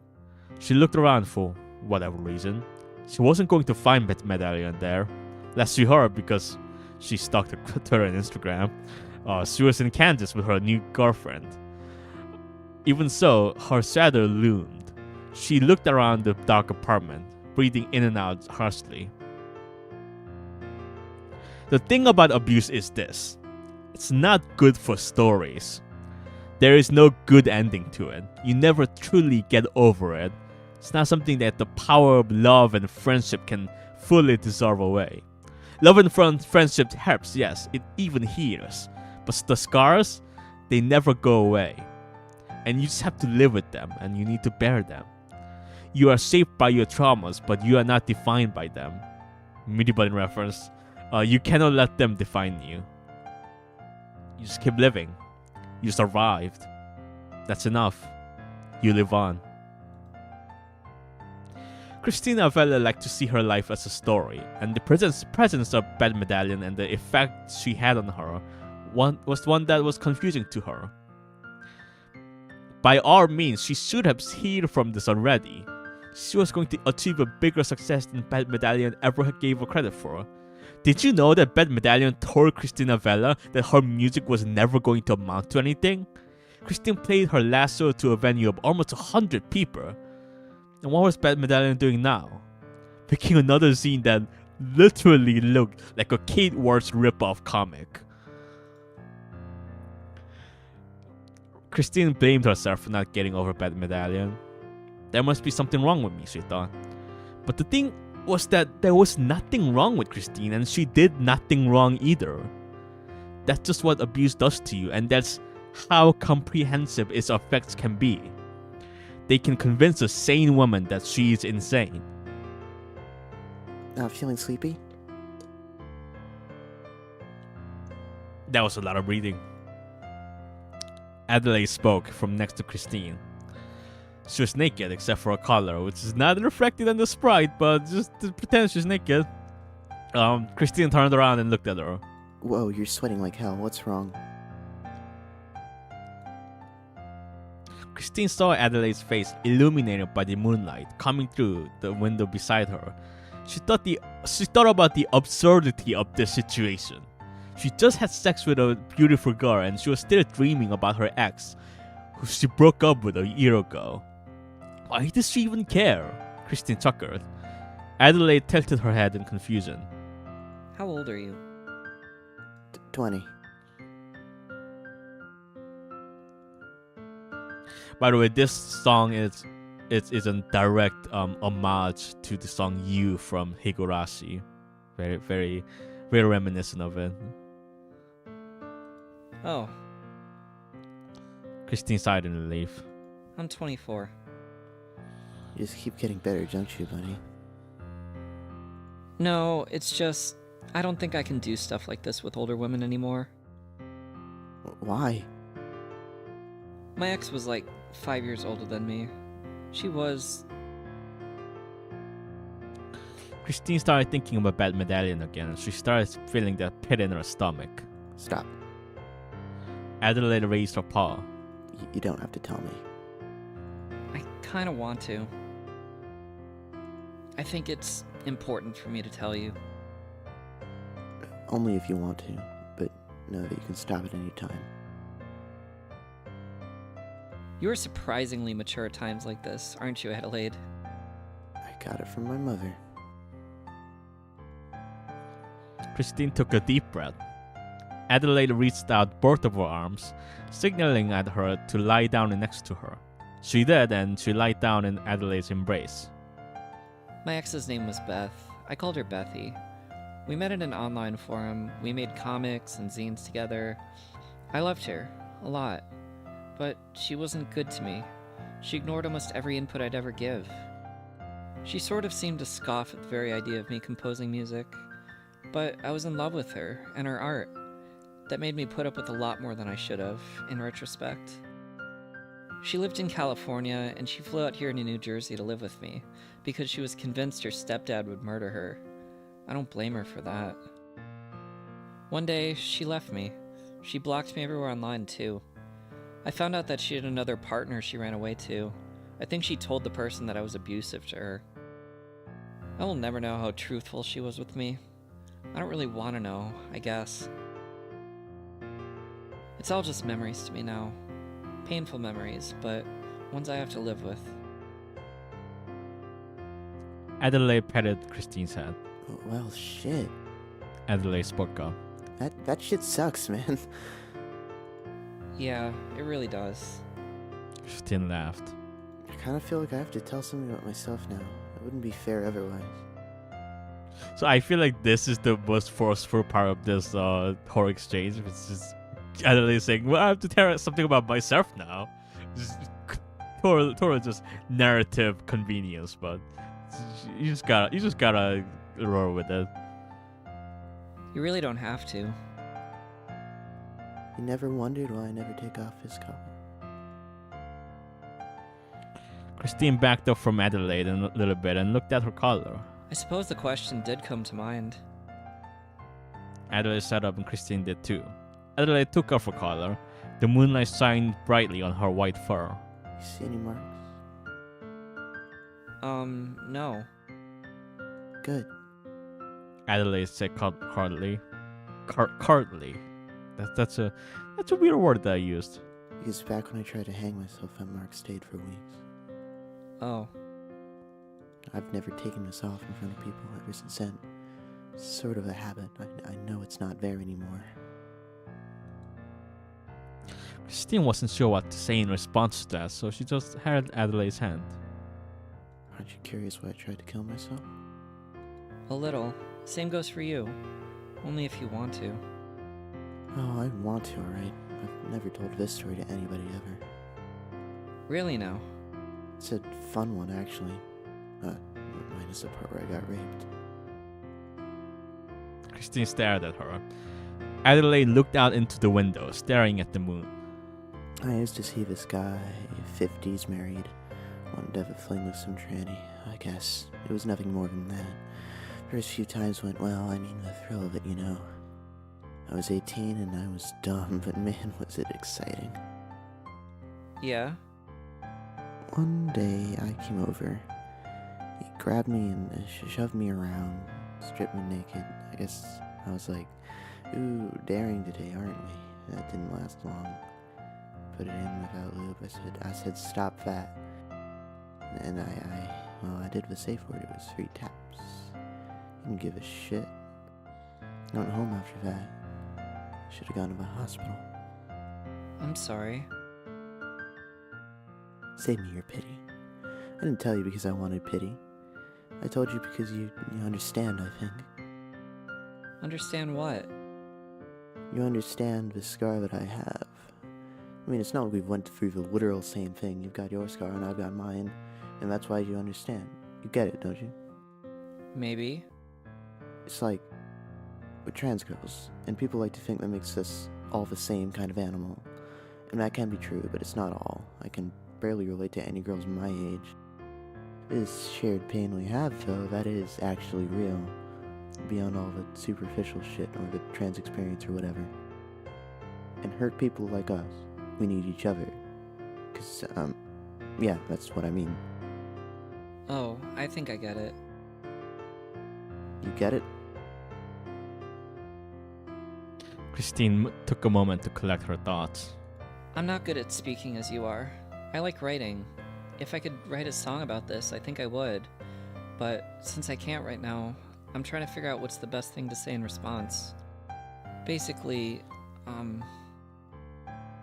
Christine blushed and looked away. I think I love you. I love you too. Sorry, I'm never sure about these things. You don't have to be sure, silly. Adelaide touched Christine's face. She kissed her. You just have to know it.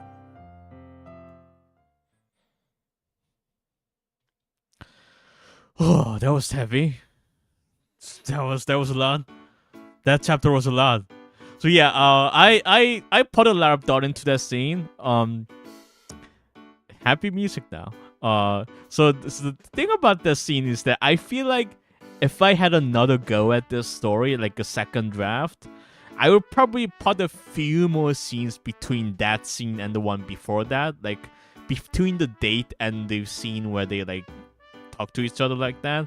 I feel like I would put a few more like distance between those scenes, like a few more scenes of them like hanging out, like getting to know each other, because like in terms of pacing, I feel like that scene, that heavy scene, that kind of comes out of nowhere after like they've known each other for one day. Literally, they've known each other for like 2 or 3 days. Like it's not a long time. So like I would have probably put some more distance between that, but like I didn't want this story to like go on for very long. So like I wanted it to be like a concise 10,000 words story. So like And that scene was like the most crucial scene I have to put in this. Like, it is the most important scene in the novel. So like I had to go for it. Like at the point in the story I was writing it, because I wrote it chronologically. I was like, okay, I have to now write that scene in my head because it has to exist. Anyway, Christine, Adelaide, Lila, Jane, and Lilith were all together at a bowling alley. It was Lila's idea to go bowling. She loved that for some reason. Everybody else hated it, but where are 5 trans women going to go? They were adults. Jesus, Christine was 24, and they couldn't go to the mall every time they wanted to hang out. So bowling it was then. Adelaide had the bar, and she was playing with Jane and Lilith. Christine and Lila were in the back having a drink. I'll show you faggots how we do it in the South. Adelaide threw the bar.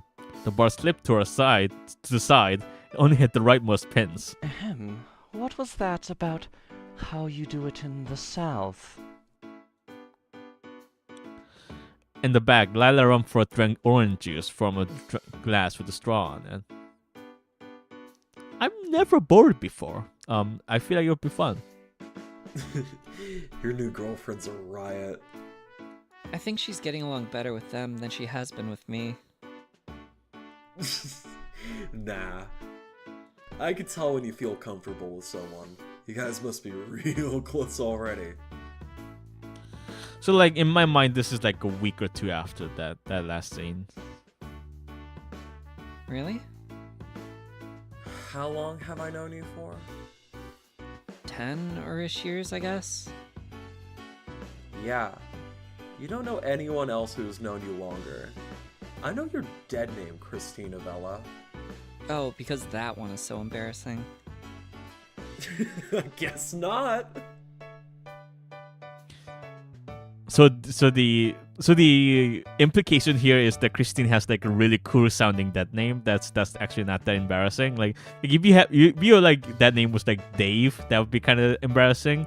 But the implication is that her dead name like sounds really cool. But I'm not gonna say it obviously.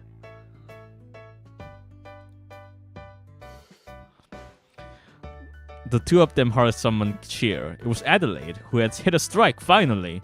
Jane gritted her teeth while Lilith stood there absent-minded. Oh, I really hate this chick.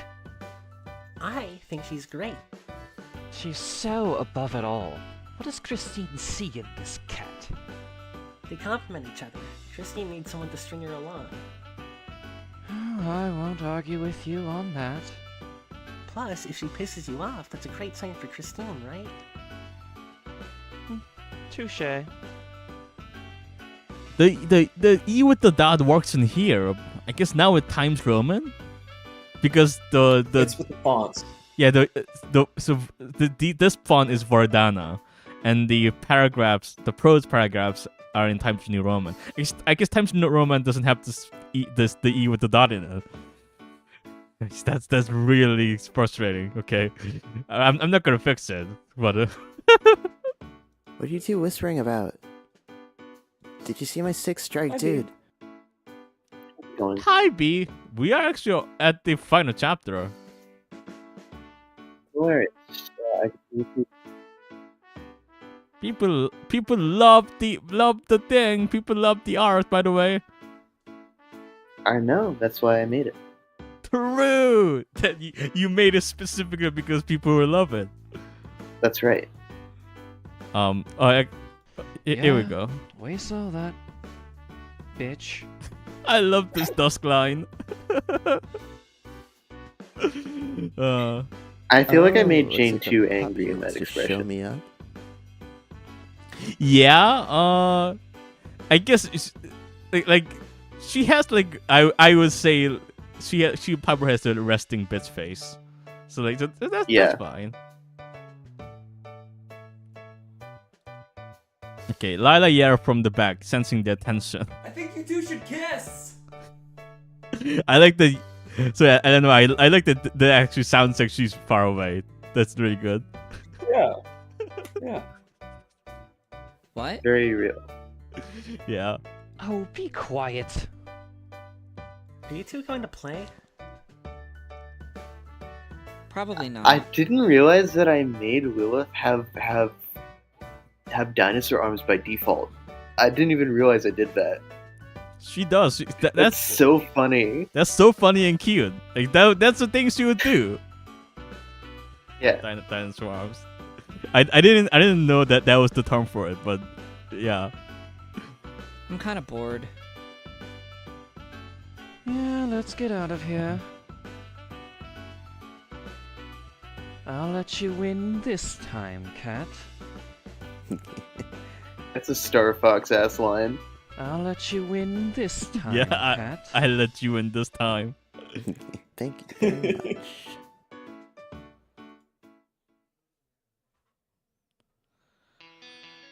The five of them went outside of the bowling alley. They walked across the street, not really knowing where to go next. If we had our instruments, we could just go to a studio. You feeling musical again, Chris? I've been writing again. Oh, good. Competition is just what our band needs. Hey, that's great, Chris. Yeah, I don't really know how music stuff works, but it sounds good to me. She's helping me out. She's gonna draw some posters for me. Ada's a really good artist. I would go as far to say I'm something of a genius myself. That expression is so fucking good. This expression by Ada. So good. This. So this is the normal smile, and She's this gonna is draw the some this is posters the for me. bratty smile. Ada's a really good artist. I like both of the smiles. I think the bratty smile, this one with the blunt on, is my favorite. This is my favorite. Yeah, that you keep using it. This is to me. This is her default expression, not the actual default one. You're getting the full Christina Avella experience. You're one lucky cat. I've been trying to get her to smoke weed. Oh, I said the line different than it was written. Sorry. No, the way you said it makes more sense, and I just forgot to change it. Fair I enough. should've. And how's that going? Not so well. I didn't realize that a smoker would be so averse to that stuff. Can I tell the story, please? This is another Cecily Rancism. Would be so averse. This is a very weird way of putting this sentiment that I A lot of heard. I really like it. I really like how I feel like if this is somebody's first exposure to your work, they might just think you don't speak English very well, but it's definitely like this on purpose. Yeah, I write this like this because I think it's interesting. Yeah.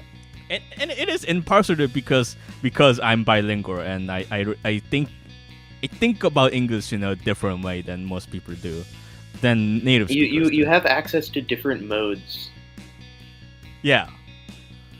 Yeah, whatever. I mean, she was throwing up everywhere. It was really funny, actually, but in the moment I was also freaking out.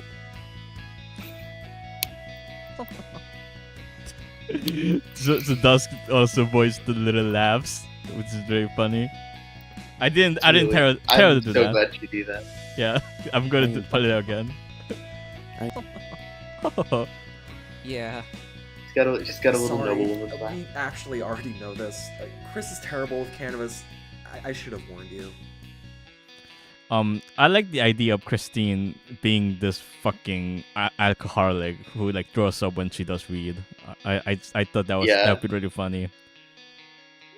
It is funny. Yeah, most character details I put in this novel is because I think that would be really funny if this character had this like like contrasting detail. No It's characters okay, we occur. hadn't met until today, Lila. By the way, you're my favorite. Adelaide hugged Lila from behind. Lila just went, "Oh," and blushed. So warm. So cuddly. Layla was the hot box of MJ. So Dusk said Layla there, which is not true. It's Lila, but I left it in because I thought it'd be really funny. Again, I thought it'd be funny again if Jane is the only one who says Lila's name wrong and nobody corrects her because they're scared of her. That's so mean to Dusk though. No, but I didn't want to like I didn't want Taro to like record it again because like I thought I like coincidences like that where like it turns into a character detail. that Jane thinks Lila's name is pronounced like that. Yeah, and I said that I wanted to change her name to Layla, but I didn't have time to do that. Jane I guess is we like can probably speak this later. Jane is like not off. Jane is not off for it. She's like she cares about her friends, but she's kind of a bitch. Yeah. You know, I don't mind this and all, but I do mind being called that. I'm not a box. Yeah, Lila's more of a big That's plushie. so weird. It's such a weird like thing to put in there. This conversation. That she doesn't like being called a box. Yeah. Yeah, I'm not sure what my thought process there was. I guess my like thought was like, so Lila was like too positive. So like I wanted to put at least one moment where she was like she got annoyed at someone, because like Yeah. because otherwise she just comes off as a completely unrealistic person to exist in real life. Yeah. Thank you. I am exactly that. A plushie. If you squeeze me, I'm gonna play a sound clip. This is one of my favorite lines. Let me try. It is a good one. Not for you yet. Boundaries, Ada. Oh, sorry. No problem. She's like a kid. I think she is. At heart. Didn't know that was your type. This is such a fucked up thing that Jane just said to Christine. I thought this only works because they probably say shit like this to each other all the time. Yeah. I'll kill you. You've tried numerous times before. What will change now? That implies things that are interesting. It does. If I write like a secret to this, I would like explore like Christine and Jane's relationship because these two have a long fucking history that I didn't put in this at all. You know what they feel like? Yeah. They feel like an anime protagonist and antagonist who are just friends now. It's Naruto and Sasuke. No, it's more like Goku and Vegeta. They even have like contrasting designs. Oh yeah, they're white and black. That was intentional from in my part. I told you to do that. Good point. Naturally, Adelaide, Lila, and Lilith formed a trio, chatting about whatever struck their fancy. Christine and Jane stayed in the back. I'm really glad you're doing better, Christine. Again, like she's like nice. She's earnest. She's just very autistic. Everyone here is autistic. Naturally.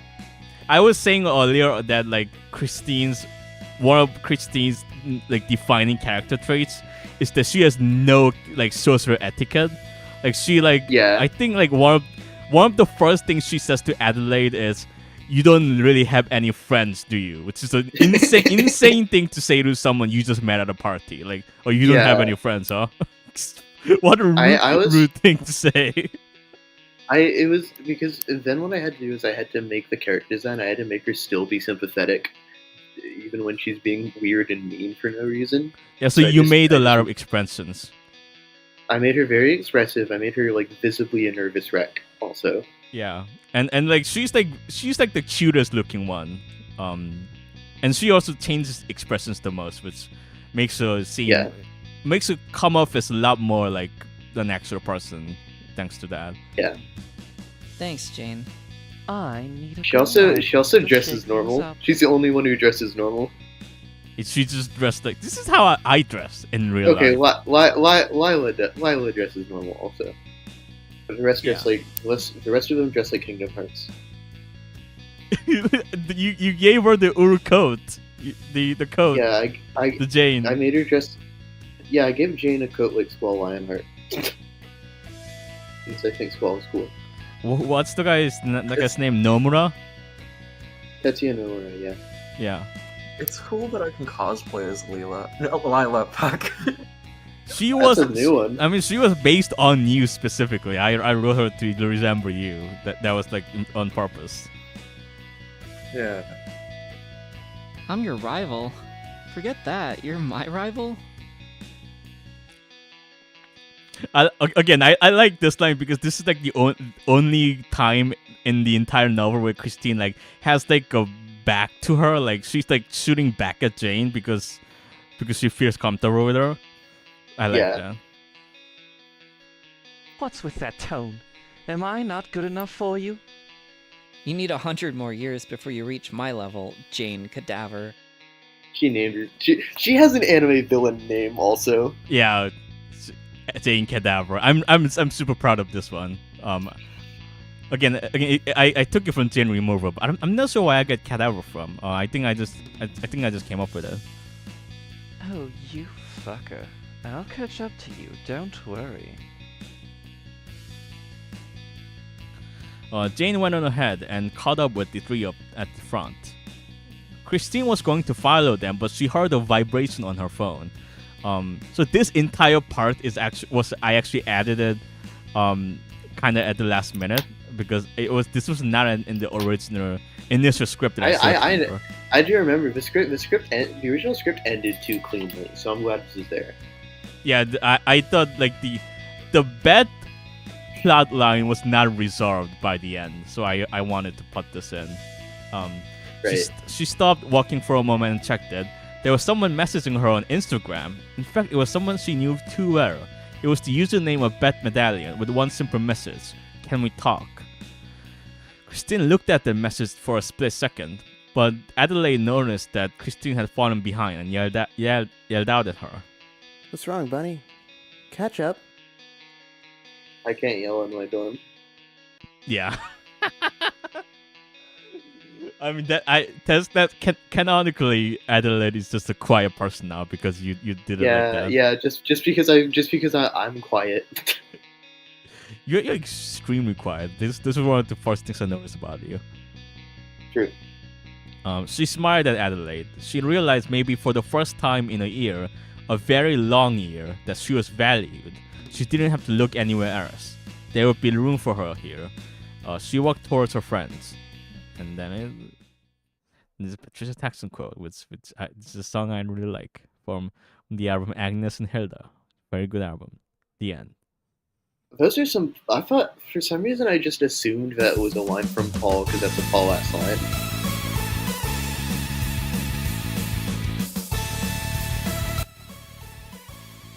That is kind of a power line. Maybe that's why I like the song, because she kind of tapped into her old music again.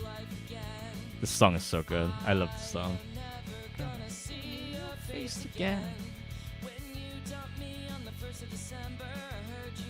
It's a cute ending. I think as a story, I would only like really change the ending a bit. I would probably elaborate a bit more on the characters. Make write a few more scenes of Christine and Adelaide hanging out.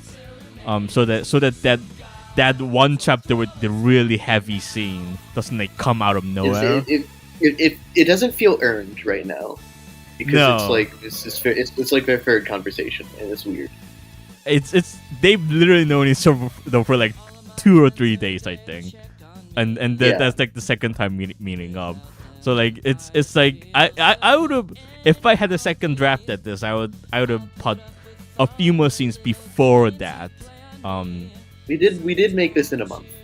I made it in a month. I wrote this script in a week, so and then we had to put the art and the voice acting together. So there was really no time to change the script. Like at a certain point, the script had to be like ironed out had to completely. be locked, right? Yeah, it had to be locked, and then we had to do the acting, then put all the sprites in. Yeah, I couldn't change it. Song is very good. I'm very proud of this song. So like if I had a bit more time, it would be slightly different. Like it would be longer. It would be have more. Probably have like 10 chapters. Probably 2 or 3 more chapters. And I would have more character interactions. And that heavy scene would come a bit later in the story. But as it stands, I think it's all right. I think it is really. I stand by the fact that it's heavily carried by the voice acting, which is amazing. I love the voice acting that everyone did. True, It's true. it's incredible. I think when I heard Dusk's lines, I realized, oh, this is gonna turn out amazing. It was Dusk that first like made things like, because I think she did them. No, Eleanor did them first, and Eleanor was really good. Eleanor just did them in like a day, I think, which was just really fast and amazing. Yeah. And then Dusk did hers, and I was like, okay. Once we had Lila and Jane's lines, I was like, oh my god, this is happening. And then I think it was B, and B, and then Chloe, and then Socks. And I think when I had, Yes. I think when I got Chloe's lines, I was like, oh man, this actually feels like a horror thing, like a horror work that Yeah. we made. Like these are all characters that exist. Yeah, I think the number one thing that I've succeeded is that I made characters that are at least likable. Like even Christine, Yeah. who is not a person who you could meet in real life and probably like get along with, because she's such a nervous wreck. Christine sucks. Christine is like a nervous wreck who doesn't know how to talk to people, but like the voice acting and the art makes her likable. Yeah. Which is the successful part about this. It is impossible to dislike a character with Inky's voice. This is true. And we talked about this before, but Chloe in real life, it's so like she's not like really shy. Chloe's actually kind of confident and very calm, and like just like when we hung out with her, she like never panicked or was like nervous about anything. She just kind of was super chill and like very like, again, I thought she kind of had a confident vibe to her, because she never like she was never nervous or anxious really ever. I thought it would be really funny to assign a character who is the opposite of that, who is like completely nervous and anxious. And I thought it would be really funny and impressive to Chloe if she could put it up, and she did. Of course she did. Yeah, because she's God, that title screen. This title screen is amazing. I feel like I made this title screen in 10 minutes. I don't know how I did that. You were on a lot of Adderall at the time. Yes, it's true. What even is this? Never what? fucking doing that again. What? Air gas? Oh, it's just air gas. This is a picture of a gas tank in New York City. Of course. That fits Oh, with it's air. That fits with the setting. Oh, that's the whole thing that we made. It's pretty good. Thank you people, thanks for watching, and thanks if you played it before. It's only been out for like 12 hours, so I don't expect a lot of people to have played it, especially because itch.io is like servers are like getting fucked right now. It's like it's down or something. You can't like. Yeah, it is super fucked right now for some reason. It's lagging us out. I have gone and told everybody I know to play this game. Yeah, I mean, you got it. It has your art in it. It has like a lot of my art in it. Yeah, this might be the thing with the most art by you that's come out like ever. That's true. Okay, no, there's Beast Coast, which is like Beast Coast is like 24 pages, which is more than where our character sprites in this. Yeah, this is true, and you never continued that, even though you should. I never continued it because I realized that there was no way I could. It's like, yeah, that's the gist of it. Yeah, know? that makes sense. You have If told you me want, if you, how the story would go, and I thought it was interesting. I've told you how the story continues, but I've been slowly realizing that that isn't interesting. It's really not. It's like Yeah. You also came up with it when nobody. you were like 18 or 19.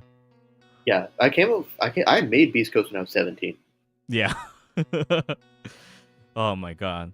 I'm glad people think it's well written. That is the thing I was kind of afraid of. It's just the writing is the I feel like the writing was the weakest part of this thing because I wrote it in like a week and it's the first draft and I didn't really edit it. Yeah, and it's also in a weird, like, deliberately stilted mode of English.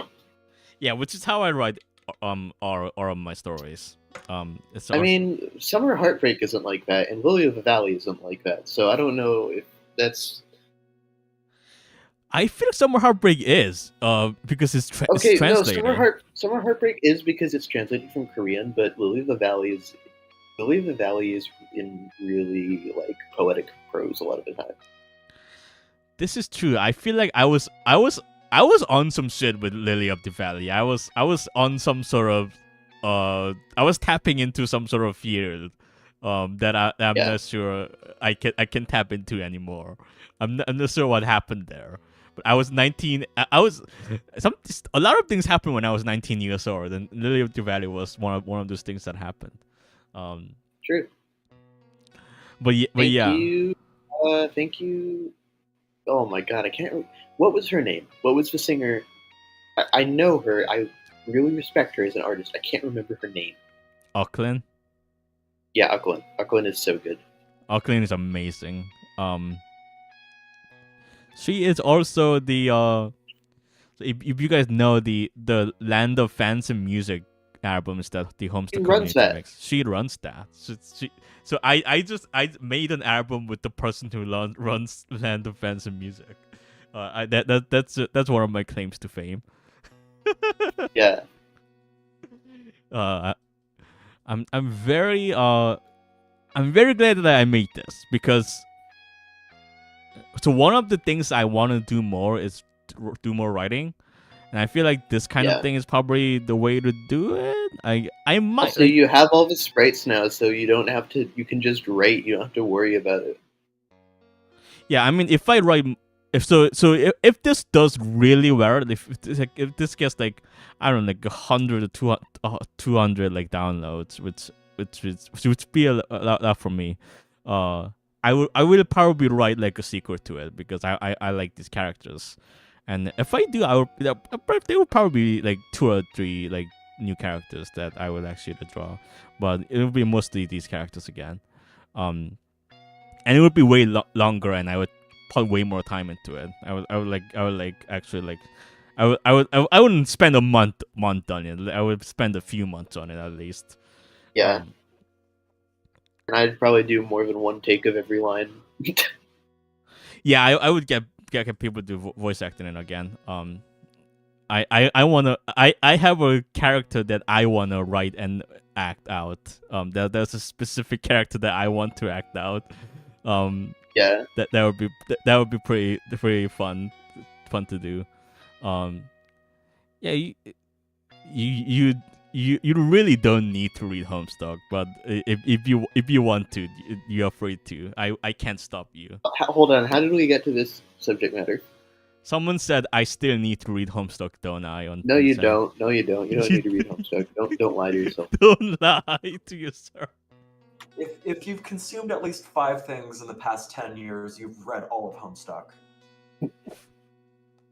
Is that a testament to its influence, or is there a Yeah, basically. Oh, I see. It's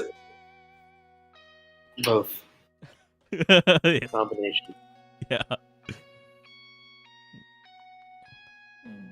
Let me explain Homestuck to you. Homestuck is an opera created by a white rapper. It really has a lot of rapping in it for no reason because he really wanted to do raps. Homestuck is an attempt to construct a universe where the things that are important to 13-year-old boys in 2008 are the most important things in the universe.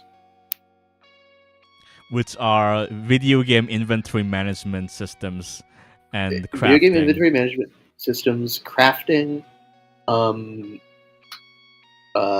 East Coast hip hop. Where is Hussey from? I don't know. He's from Massachusetts. Okay, that I don't know. I'm not surprised. What's your opinion on Massachusetts? Can we get your Massachusetts take? Massachusetts is well, it's on the East Coast. There's a lot It's of like it's like settled by Puritans, like originally, like in the fucking colonialism times. There's a lot of white people, aren't there?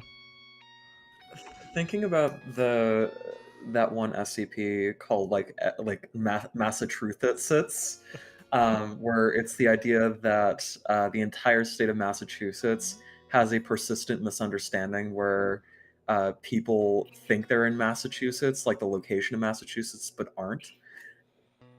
And so originally, before the SCP Foundation intervened, it was just pure wilderness. Wow, that's really cool. So many SCPs are cool. It's kind of too bad though. A lot of them are also so bad. A lot of the popular ones are bad. More like home suck. More like homo suck. Oh, got him so bad. Yeah. Shout out to Cookie Monster.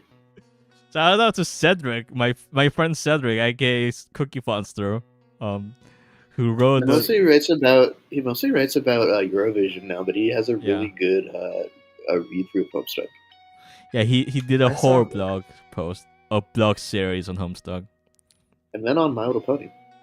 Continue over. I saw Cedric exactly once while recording the Midi Bunny show. You sat behind him. He had a Twilight Sparkle plushie. Yeah. He just kind of stared at me from time to time. Yeah, he does that.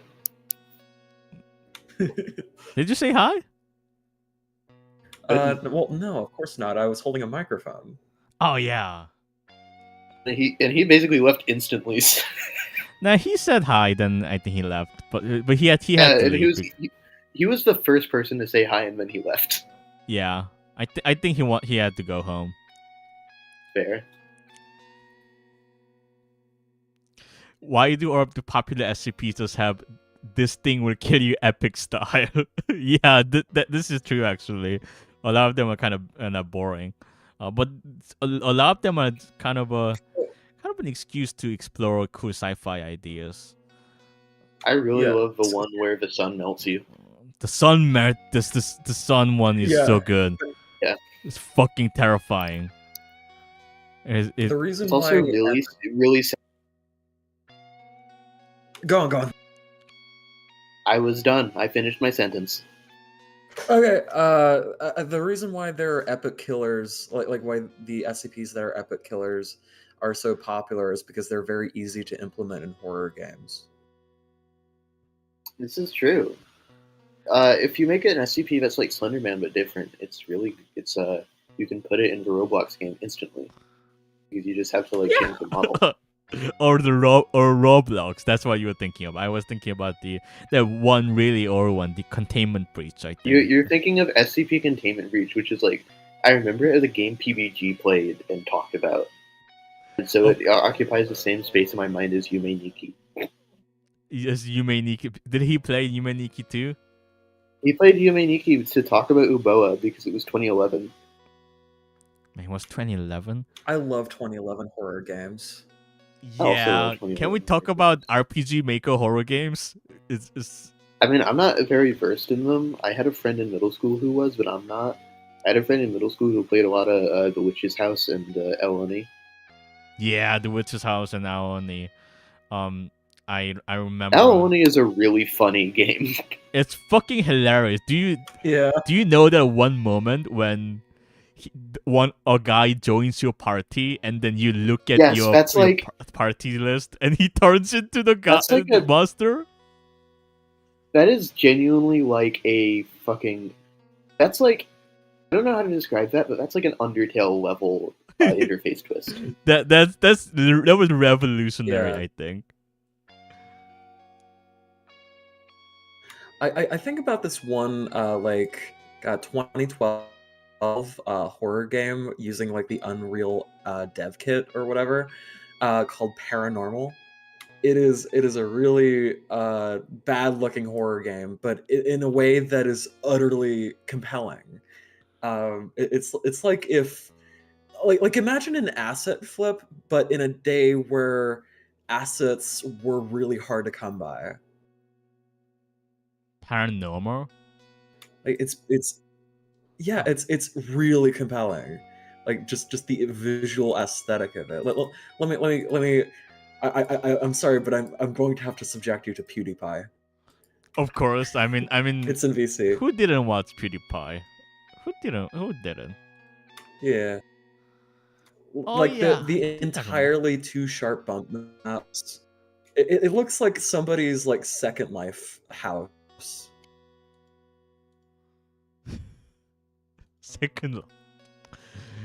I think a l- I think a lot of the freeware horror games on Tat's Top videos are like incredible testaments to a specific era of horror game development. Yeah, I think I remember also watching this exact video. This is like pulling Yeah, some nostalgia out of me. yeah, it's like it's so it's so fascinating. Just seeing this like kind of like fascinatingly crude pastiche of horror. And it's really good. I love it. Yeah, I can tell what you're talking about. Yeah, it's such a it's I've never seen a game that looks like this. It's a style that I really want to replicate in some way. Like especially for like the an aesthetic of like a dream. Yeah, that's kind of what it looks like, a dream. It won't be too hard to replicate, right? Like you said, you can use assets that people have made. Well, I would. It's not necessarily the assets. It's it's the fact that they don't really fit in the space, and also like the strange competence incompetence in it, where it simultaneously looks really good and also really bad. Like good for its time, but the time was so short that you don't really know what that time would be. It's almost avant-garde in like how the props are placed. Yeah, like yeah. I think a lot of really early Unreal Development Kit games have just a really fascinating visual aesthetic that I really hope I could recreate at some point in my life. Yeah, I can understand that. I feel very similarly about we were talking about Off the other day, and God, I love that fucking game. yeah, and the art style of Off is actually something I've always wanted to replicate because it has like this pencil sketchy style. Yeah, I've actually spent a lot of time trying to figure out how to replicate that style. It's not scans. I'm pretty sure it's photos of pencil sketches that got digitized and sort of color limited. I used to do that. Because I don't have a scanner, so I used to just take a picture of my notebook and then um upload it, and then I would like I would magic wand the pencil parts and then paste it onto a thing. I think that's how I used to do it. Now I have a drawing tablet, so I don't need to do it. But um yeah, it's definitely not scanned. It's like it but it has such a it's like a scratchy style that's very interesting. And or Mortis Ghost is like a really good artist. yeah, he has a comic that I've read a bit of. Yeah, he has his fucking comic. What is his comic name? I forget. Mr. Something, I think. Mr. Catalyst or something. Morris Ghost.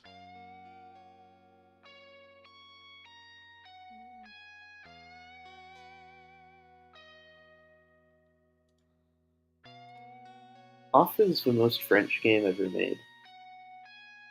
It's extremely French. It's This is like true. it's like It's the- the most French game ever made in the same way that Pathologic is the most Russian game ever made.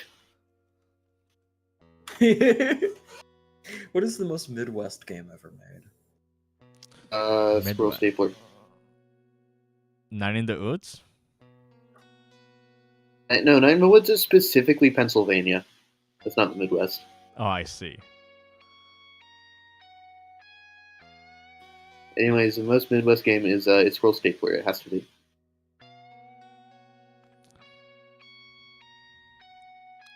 What's that? Scroll Stapler. It's not clicking. Oh, I just can't hear you. I think. I Oh, Squirrel Stapler. oh, Score Stapler. Okay. That's the guy by the Squirrel Stapler. that's the by the guy, right? That made Dusk.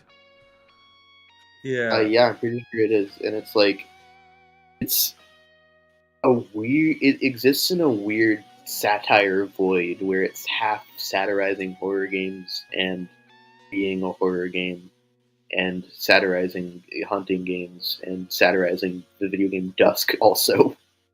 That the guy made. Yeah. That's super funny, actually. Okay, I have to ask, B, have you been to the Midwest? I sincerely ask. I've been to everywhere in America but the Pacific Northwest. Okay, I feel like a very few games capture the like a specific phenomena called prairie madness, where it's like a distinct lack of trees and varied elevation, where That's it's true. just GM flat grass forever. That's because if you made a video game in that environment, it would not be fun to play. That's true. Well, I would imagine the way to implement that would be like certain set pieces in the middle of nowhere. Okay, so like Quake 1. Kind of, yeah. Where, yeah. It would have to be a Doom shooter. Maybe. Well, I mean, I feel like a lot of the Midwest is defined by an overwhelming silence. True. I see. Because making me go insane.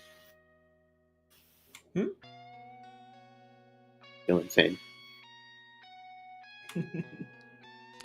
I would like to go Yeah. to. I would like to go to at least all the regions in the United States at least once. Not all the states, but at least all the regions. I would like to really go to the South because a part of this it's very pretty looking. Yeah. They got kudzu. Yeah, and I've never been to. I lived in the South for like 8 months. You lived in the North Carolina, which is the place Adelaide is from. You Yes. lived in Asper, which is also where she's from. I just didn't say it, but she's from Asper. That implies things about her. That it does it? Well, Asheville is like a weird town. It was. But Yes. it's like kind of a tourist town. Oh, I see. I'm never known that actually.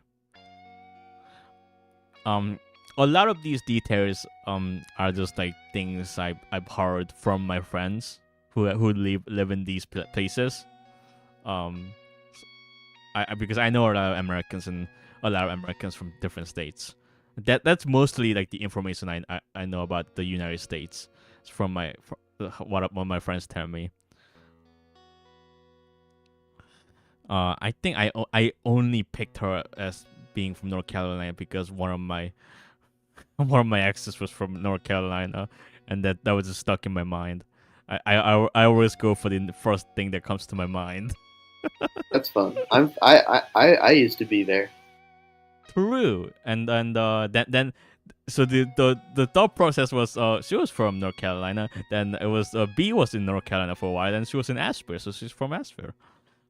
That was how the thought process went. Um, and of course the horror scene where Adelaide likes the smell of smoke is because B likes that too. She thinks tobacco smells really good, and I always It thought does. that It was smells really good. yeah, and I've always thought that was crazy because I hate tobacco. I think I hate the stench. But that was Stench. stuck in my. Yeah, I mean it's not good. It's not good for me. But yeah, that's why I put that in. But Adelaide is not really like a BLR actually. Because they're actually very different because Adelaide is well, their emotional maturity is similar, but Adelaide is a lot more mature and not as like she doesn't have ADHD. I don't think Adelaide does, so that's a very Yeah. different vibe. I think for B, it's just like it's not enjoying it like reminds. I think it's like a nostalgia. No, I thing, enjoy right? it. Oh, you enjoy No, it? it's delicious. I smell it and I think, oh, that's delicious. Yeah, okay. I don't get it either, Lammy. I don't get it either. But it's yeah, that's I always thought that was again a lot of these like things are inspired by me and my friends and me hanging out with my friends. That's just how. That's what being a writer is. Yeah, you gotta experience hanging out with friends to be able to write hanging out with friends properly. That's why like every story I've written prior to this is about like really messy breakups or like a person going mentally insane because that's what I had experience with, and now I get to write something like this, which is a mostly positive story about like overcoming trauma and embracing like a friend group. It's like because that's the period that I'm in at my life right now. I get to actually write about that because I actually got to experience that. It's just really very nice, very cool. This is probably the end of the stream actually, so I'm gonna turn off the stream now. But thanks for watching, everybody. You can download the game. That was a cough. Bye bye. I'll see you next stream. Bye. Bye bye. Bye.